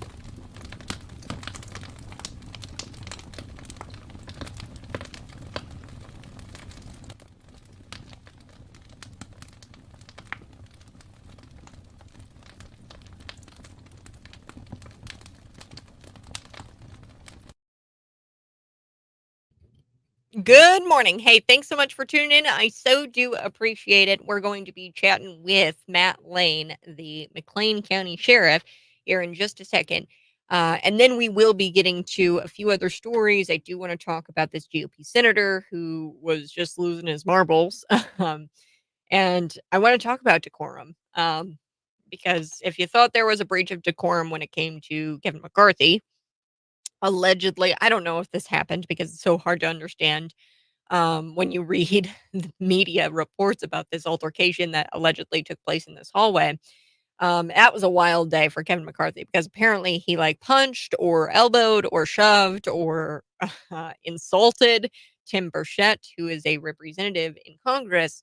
But we don't know really. But if you thought that was a breach of decorum, wait until you hear about this one. It's a GOP senator who is losing his mind over this Teamster boss. So we'll chat about that here coming up in just a little bit.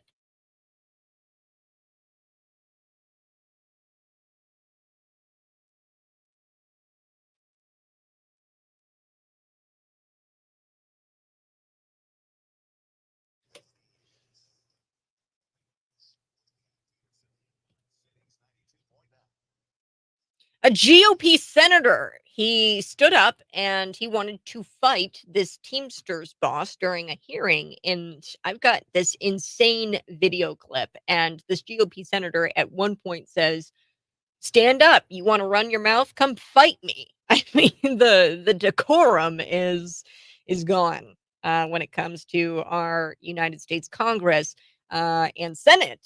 So there's all kinds of things going on. I mean, I can't even really understand what happened between Kevin McCarthy and Tim Burchett, who is a congressman in the hallway here.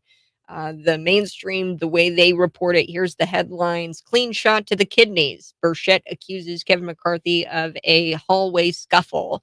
And then the Washington Post, they've got House Republicans devolve into infighting, childish insults. So which was it? Did he shove him? Did he punch him in the kidneys? Was he just insulting him? Was it just a verbal altercation? Was it a physical altercation? Another one, Rolling Stone, shot to the kidneys. Kevin McCarthy reportedly shoved a Republican who voted to oust him. Kevin McCarthy elbowed him after a meeting, sparking an altercation. Then I've got another headline here. Tim Burchett says the House Speaker, Kevin McCarthy, hit him with a sucker punch. I don't know which is which it is. And that's just the mainstream media for you. They're just going to headline, headline, headline, headline, and they're not going to tell us actually what happened. And I don't even know if it happened. But if you thought that was a breach of decorum, I actually have a video here. And wait until you hear about this. This GOP senator who was actually engaging this president, Teamsters president. We're going to get to that here coming up in just a little bit, as always, live on Facebook, YouTube, Twitter, and Rumble. But right now, you know him, you love him. He's the man, the myth, the legend, Matt Lane. He's our McLean County Sheriff, and we've got so much to talk about today. I do want to start with the eliminating of cash bail in Illinois. We're living in a no cash bail era. In the news this morning, we were talking a little bit about a fellow, I think his name was Muhammad or something like that. Um, Tom Davis. This was this guy. He, I guess, was Muhammad Salam. He's 42. He was charged with attempted aggravated arson and attempted residential arson and domestic battery. He was accused of threatening to burn down his house and the people inside it. Police arrested him. Hours after his release from jail, he was returned to the home in violation of a judge's order. He returned to his home in violation of a judge's order. So first, let's talk about that case specifically. So Muhammad Salam, tell me what happened there. Was he released on no cash bail? He was. And the judge released him on with a no contact order for, I believe, the residents and the people there, except for, I think, phone contact. And he ended up showing up to the house I believe it was the next day or shortly after he was released, and violated that. So he was now brought back into custody, I believe. Wow. So I want to know, like, for the month of October, how often does that happen where somebody is arrested and then they're released on no cash bail? Do you have statistics for me? I do. I can tell you that there's about, I think, 298 people came into custody in the month of October. 37 were detained. Now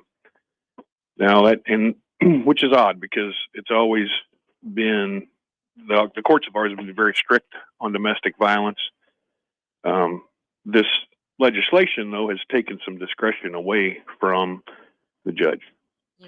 So you either have a threat that you think the person needs to be here indefinitely and with no bail at all, or you have to release them with conditions. And so that's what happened there is there's no matter what you think of the case, there's no criminal history there probably. I don't know that for sure, but if there's no history of arrest or domestic incidents, that's one thing the judge takes into consideration. Well, there's a lot of things, but in that particular case, they thought it would be okay to release him and give him conditions to not have contact with these folks, and it didn't work. Now, how many of these would you say are people who they get released on cash bail or no cash bail, and then they come back? How many of those types of people say they, are arrested for something, and then you say, hey, there's conditions you have to meet. You have to come back for your child, but then they get arrested again. So reoffenders, I guess, of the no cash bail. I don't have a lot of the exact stats on that. Because it's been such a short time, it's hard to track that. Mm-hmm. However, there have been cases, like Mr. Salam, that will reoffend shortly after being released. A great deal of them don't, but some of them do. My concern is for the victims, whether that's your business or it's an individual. The victim is then put back into that danger or has, concerns for their safety when this person immediately gets out or shortly thereafter gets out.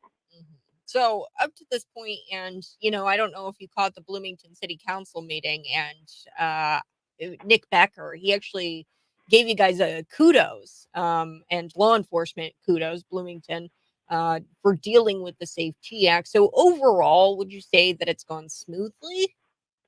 Yeah, we did a lot of preparation. We did a year's worth of preparation between the judiciary and state's attorney's office, public defender, circuit clerk. Every entity was involved in troubleshooting this before it came along, and we're not alone in that. But there's a lot of counties that didn't do a whole lot of preparation. It's been successful to this point as far as implementing it. I don't know how successful the act itself is, but the implementation has gone pretty smoothly.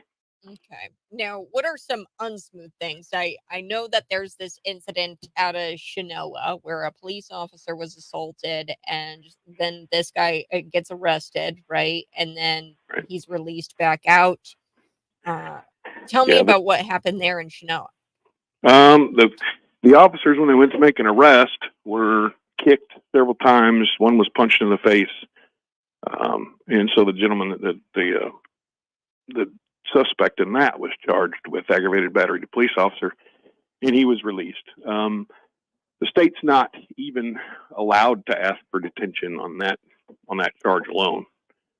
So he was immediately released for the most part. Oh, so you're not even allowed to ask for detention because of the charge of assaulting a police officer? Yes, that's correct. Wow, you can assault a police officer and then you can get out on no cash bail. Yes. Wow. Or fireman, EMT, they all fall into the same statute. Incredible.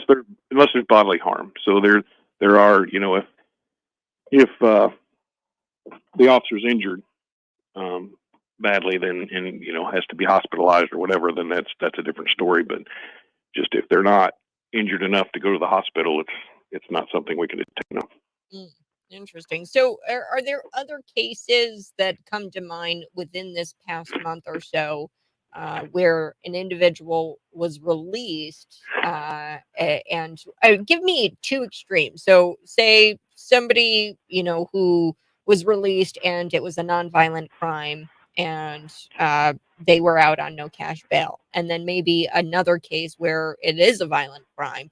What are the extremities here? Who is getting out, and what crimes are committed?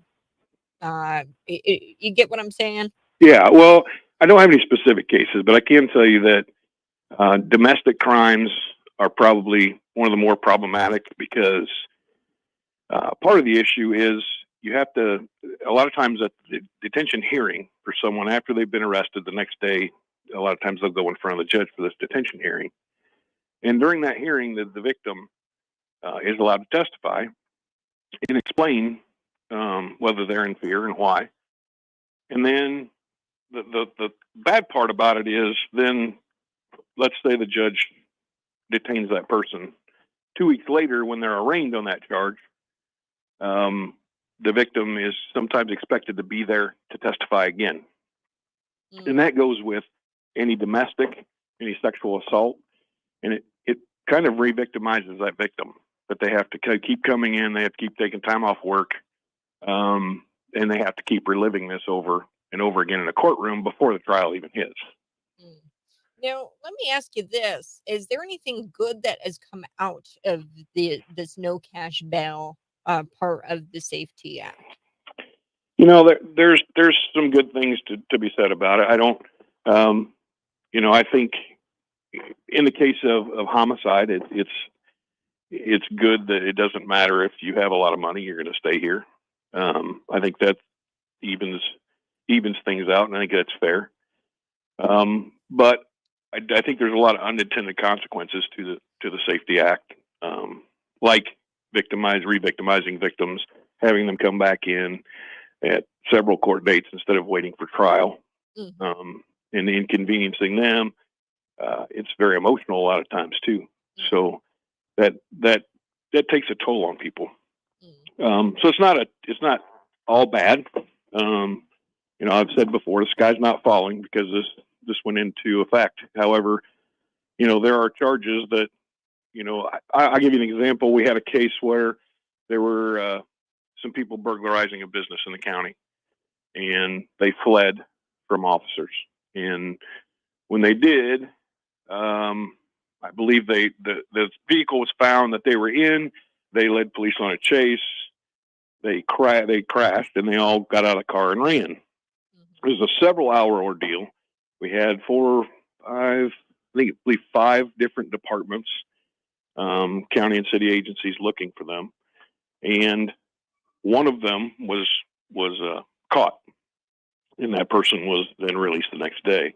So you're talking half a dozen officers, a couple drones in the air, a whole lot of work went in, and hours of work went into that, and then the person gets released. So let me ask you this. Now, maybe this is an Erica Reynolds question, and we're talking with Sheriff Matt Lane, McLean County Sheriff Matt Lane, about the cash bail era no cash bail era that we're living in here in McLean County, and how it looks for us here in McLean County.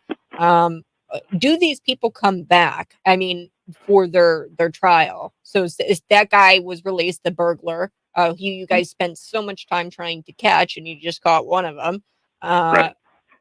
Is he going to come back? Do you know? And well, we don't know. They're usually the court date's set within 21 days, according to the Safety Act, and a lot of these cases we don't know if they're going to show up until it gets to that point. So it hasn't been that long yet, and so it's hard to tell. To be honest, showing up for court getting people to show up for court was a battle to begin with. When there's no bond attached to it that they may lose if they don't show up to court, it's less likely, in my opinion, that they'll be back for court.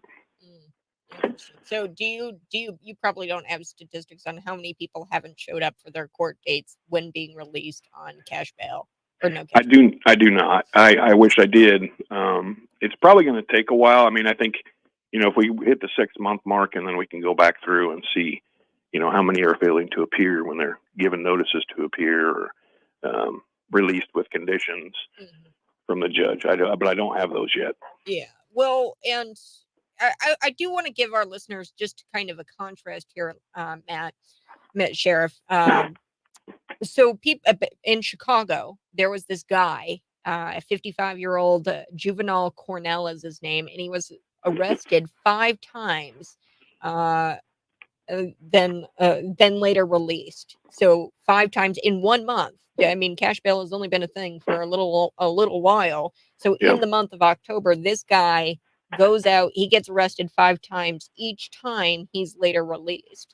So, do we have anything like that here in McLean County where we have a guy or gal who has been arrested multiple times and then later released? I don't. I don't have anything specific. That I know there have been some that have reoffended fairly quickly.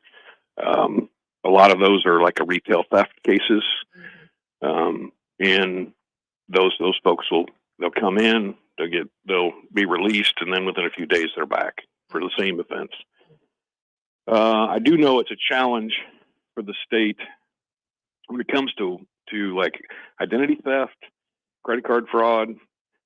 No one is physically hurt in those instances, and so they're oftentimes released. Even if they did it under the old system, it took a long time to find them and finally catch them and bring them to the courtroom. They're being released because they haven't hurt anybody. Interesting. Yeah. Well, and I mean, hurt anybody physically. Right. Right. But But anybody that's been through that knows how painful that whole process is when you get your identity taken or somebody spends all the money in your account and you have to try to get it straightened out. It's a horrible experience. yeah, and then to have those people released right away. Now, before we take the break, Matt, and I know you got to go, but I did want to touch on this. So Mike Kirkton, he was running for the 53rd Senate. He's a candidate. He was in studio with me yesterday, and we were talking about a bit of legislation that I missed.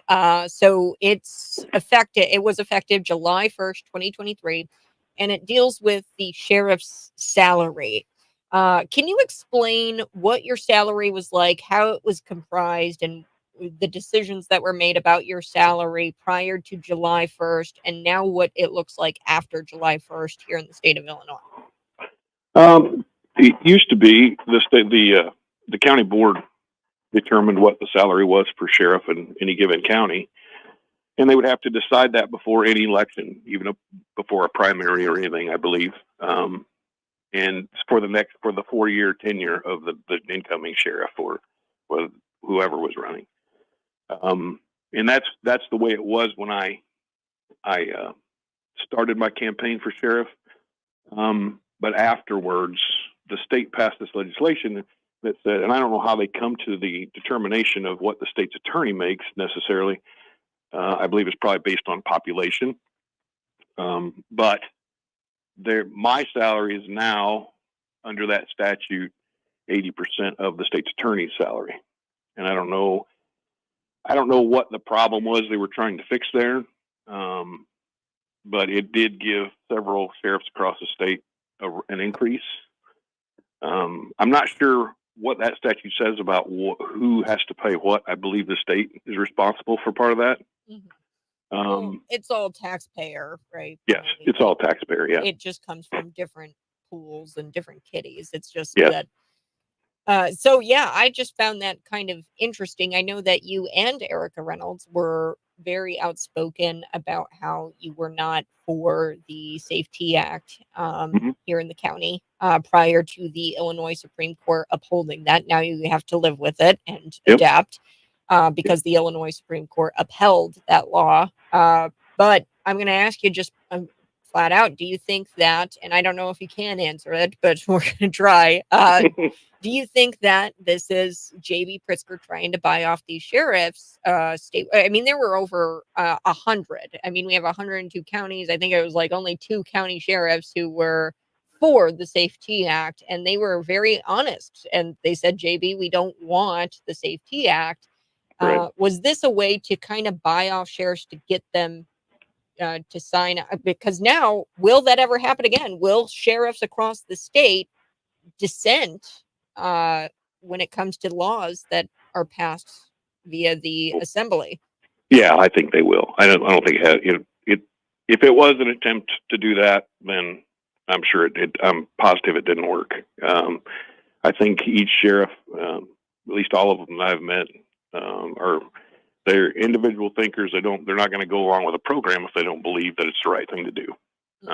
Whether it's a law or a policy that the governor wants to put into effect.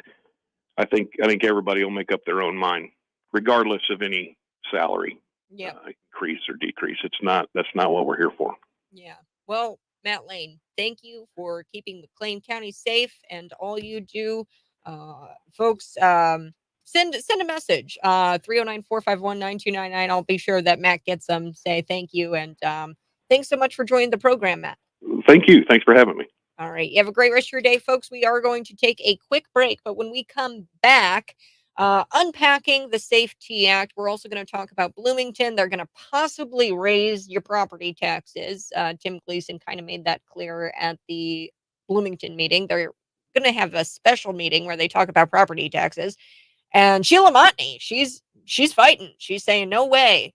People in this community cannot afford another tax increase, and we should make it easier. We have the opportunity to make it easier on people here. We're going to talk about that here next on The Buzz.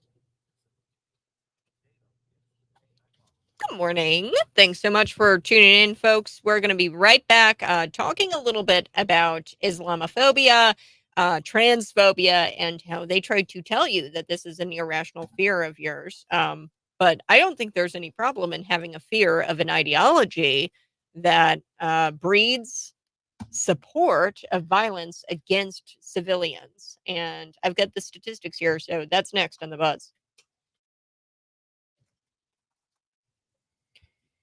Pretty shocking, explosive interview with Matt Lane. Big shout out to Matt Lane for coming on to the program, answering a few questions when it comes to cash bail. And as you've heard, Tom Davis all morning, he's been telling you about Muhammad Salam. He's 42 of Bloomington. He was actually charged with attempted aggravated arson. So he said that he's accused of threatening to burn down his house with people inside it.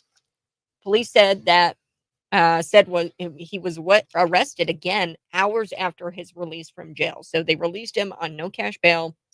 He attempted residential arson, domestic battery. That's what he's charged with anyway. And then they released him from jail, and then they had to re-arrest him because he returned to the house, which is actually in violation of the order. He wasn't supposed to return to the house. He returned to the home, and police had to arrest him again. So that's twice in one day, and pretty absurd. Muhammad Salam, that was just one case. Then he talked about a case in Shinoa where these individuals kicked and punched an officer, assaulted a police officer, and there's a statute out there under the Safety Act that says, well, if you assault an officer, then you're going to get out on no cash bail. You are not able to be detained just because you assault an officer. You have to be released on no cash bail, and you have to come back for your trial. So that was a pretty intense interview.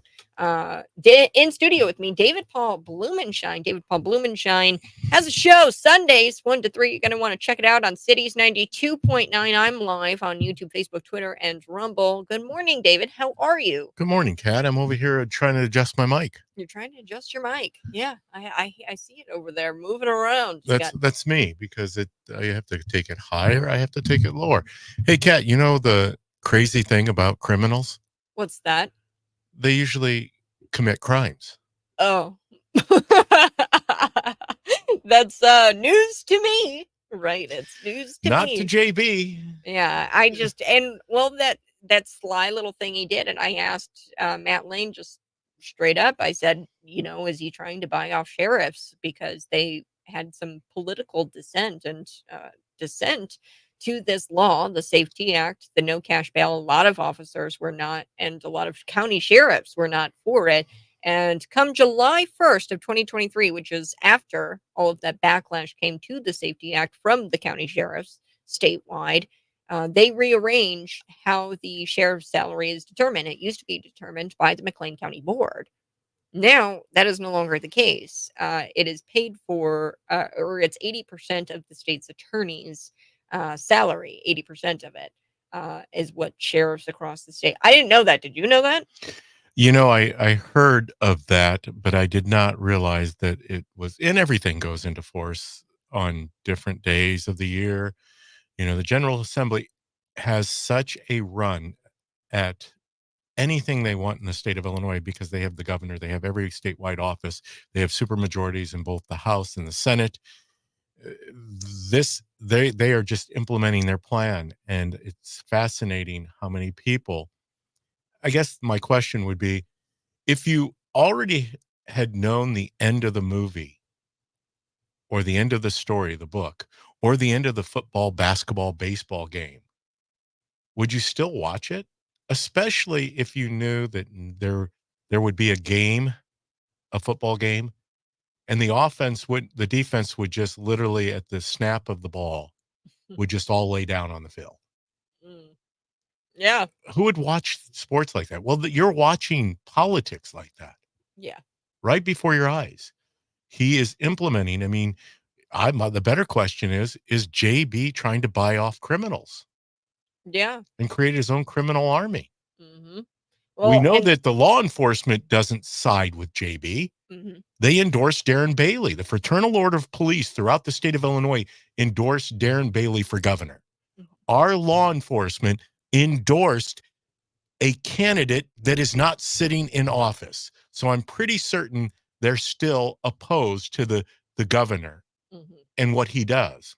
Mhm. So I guess if you know law enforcement is really opposed to you, you either Buy them create, off. well, or you replace them through the state agencies. Mhm. So I'm assuming that when they do hires now, and this is an assumption, but I'm pretty certain it's true, they look for people who are like-minded, who agree with JB. Yeah. Yeah. And so he's trying to, no different than the immigration and trying to replace voters with people who are not documented. Mhm. Yeah, this is a replacement going on in our law enforcement, Yeah. and it's sad. Matt Lane, Because we have legislation out there, Kat, that says non-citizens can be police officers. yeah, I mean, it he's was looking to actually replace yes. law enforcement officers So with when is it going to be non-citizens. that criminals can be police officers? So, well, we already have that in Chicago. Yeah. There's an actual program, and I forget how much money. I mean, millions of dollars. I think it was like 2 million or something. You get a couple $100 a day to be a so-called peacemaker, Yeah. and they pull to create these peacemakers. They give them a vest, and they say go do some social work out there with other criminals, and they pull for these peacemakers from convicted felon. I mean, a convicted felon was out there in a vest and he was trying to play social worker with these other criminals, right? And it's supposed to be some sort of reform program, but it didn't work out because that peacemaker, and I forget his name already, but he went out there and he like practically curb stomped this guy. He pulled him out of a car and beat his face in so bad to where he had to have plastic surgery. That's not me saying it. That's the Chicago PD saying that his face was so messed up that he had to have plastic surgery. And this was a peacemaker who was paid via state taxpayer money. It's a state program running out of Chicago where they take criminals and they try to reform them. They give them brightly colored vests, and they say, "Go out there and play cutesy time with the other criminals." Like what? Yeah. So they are actually replacing the police officers.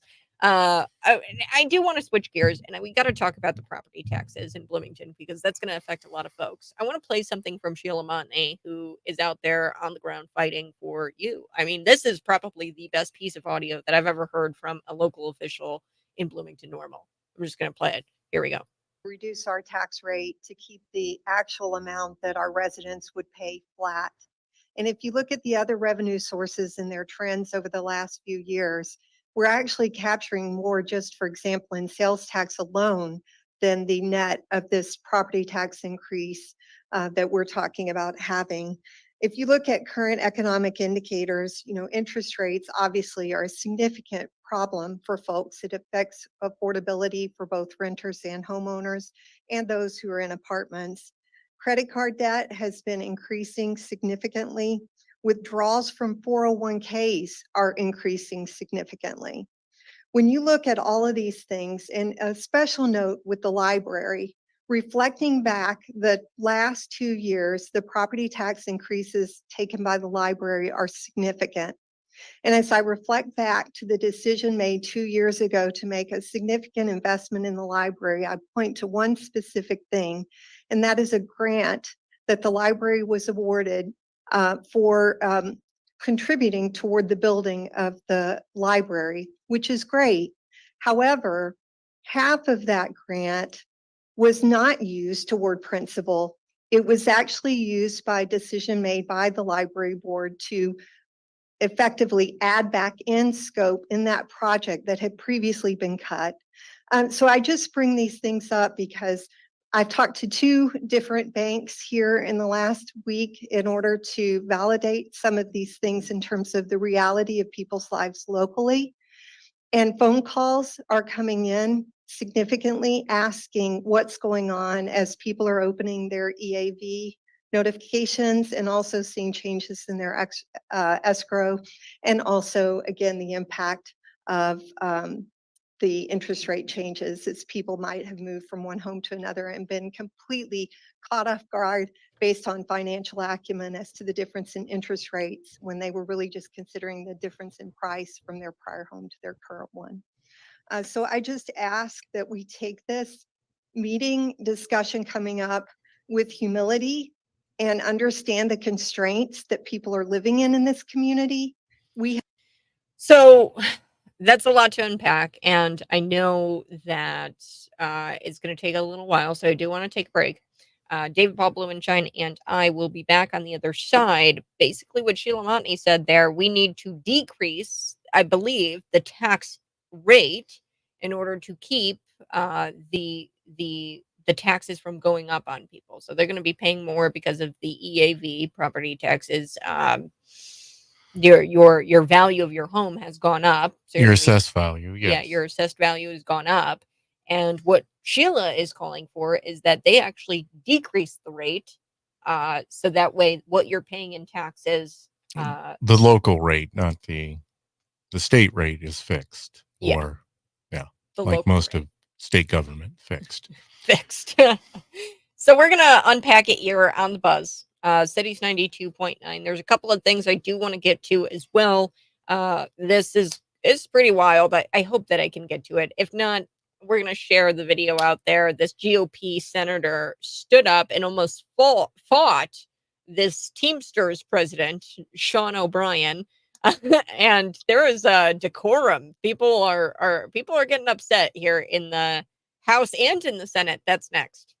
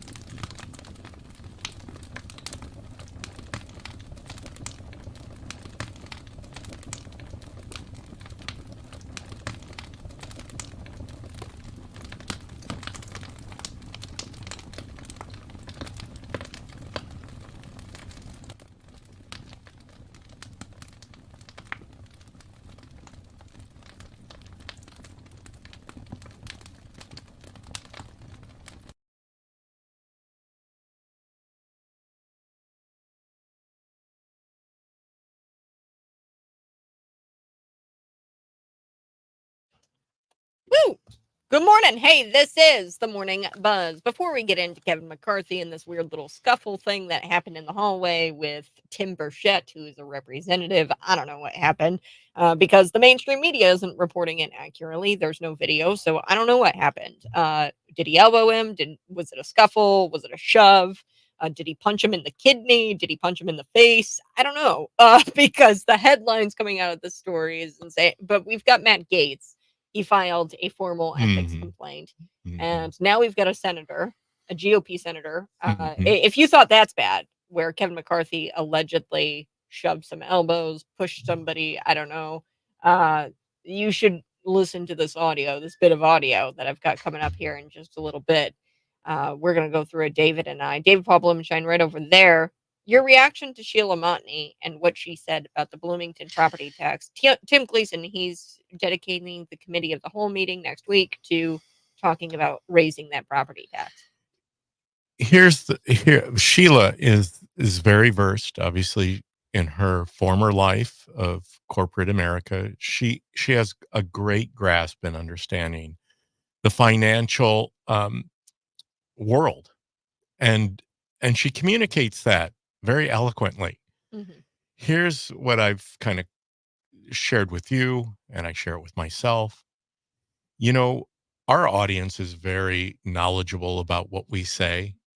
Unfortunately, in today's world, because all of these people have found their way to office from city council to Congress to U.S. Senate based on votes. How much knowledge do people have, and how can we simplify it? And Sheila does a good job, but I want to even hear more of a simplistic explanation of where we're at. You know, she had mentioned the grant. I think anytime we say the word grant, we need to also preface it by saying grants are your money, taxpayer funded money. Grants are just not something that materialize out of thin air. So, yeah, my thoughts is every aspect of government is running on overload right now. And until we make a decision to stop it, it's going to continue to go. I mean, I know that even in the Congress, they're looking at the continuing resolution and going forward without truly stopping the process. I understand there's a big, and always has been, a big fear that the government shuts down. You know what? When a government shutdown actually happens, and this is factual, 17% of the government actually is offline. 83% of the government is still functioning. You know, we're going to address this because at the end of the day, the people who are affected the most are you and me, Kat, when we have to borrow from one pocket to pay the other pocket. We get into debt. We go out and we spend on plastic. I caution you from doing that. If you can't pay your credit card off in full every month, stop using it, cut it up, throw it away, cancel your account. Is it tough? Yeah. Do we need things? Yes. This is where you should activate yourself to pick up a clipboard and get out there and get signatures for candidates who will do something about it. Our best chance to put a governor in office happened in November of 2022. I know that governor would have gone to a zero-based budget, meaning that every dollar has to be accounted for. Unfortunately, that's not where we're at. We continue to spend money we don't have. Yeah. And, I think that the state of Illinois needs to cut up their credit cards. Yes. They need to cut up their credit cards because they're outspending. Well, don't Cat. Ask any good progressive liberal out there.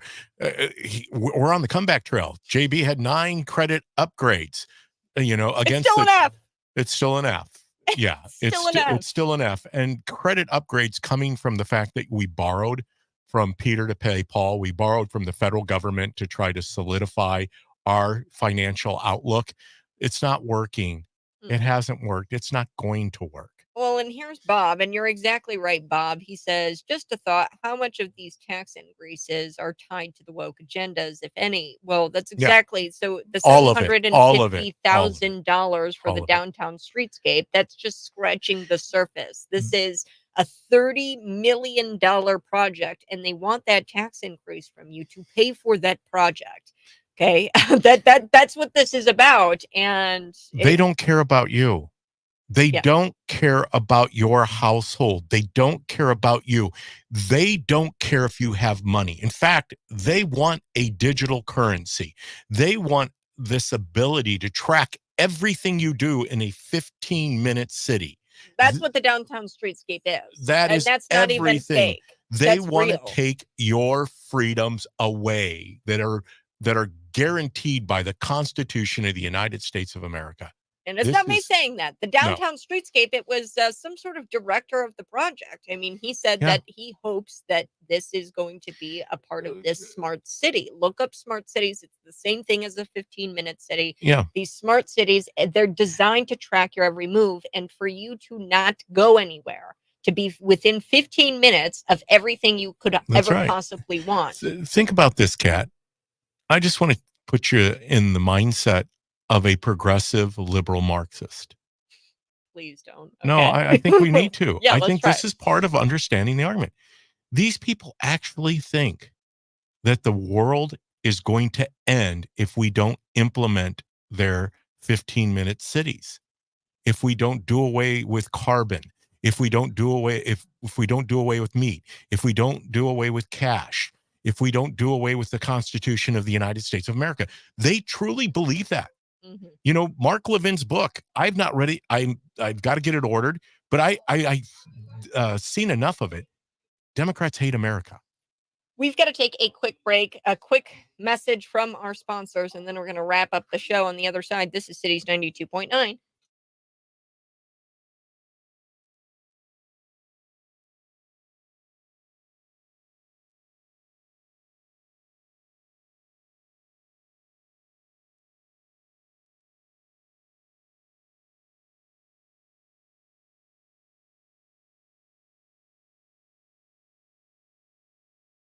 Good morning, folks. Sorry, I had to quickly go shut that door. But we're going to come back. We're going to unpack this. I don't think I'm going to get to my Senator Bernie Sanders trying to keep the peace between the senator and between this union. Teamsters is a union, right? Yeah, and he's the president, Sean O'Brien. It was a fight. It was like, The senator was a former. wow, nice. Yeah, that's what it says in the thing. That's pretty cool. The senator probably would have taken Mr. O'Brien down. Yeah, easy. The senator looks very fit. We're back next.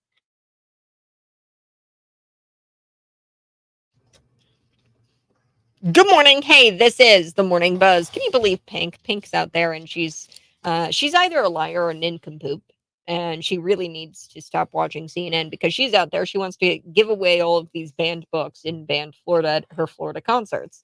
And the books that she's going to be giving away, they're like To Kill a Mockingbird, Huckleberry Finn, Fault in Our Stars. These are not the books we're talking about. And she's either a liar or she's a nincompoop. And when you look at Florida's best standards list, David. Pink, Pink, did you not read? Because you look on the Diary of Anne Frank was another one she tweeted out that was banned in Florida. This is on the best standards list in Florida.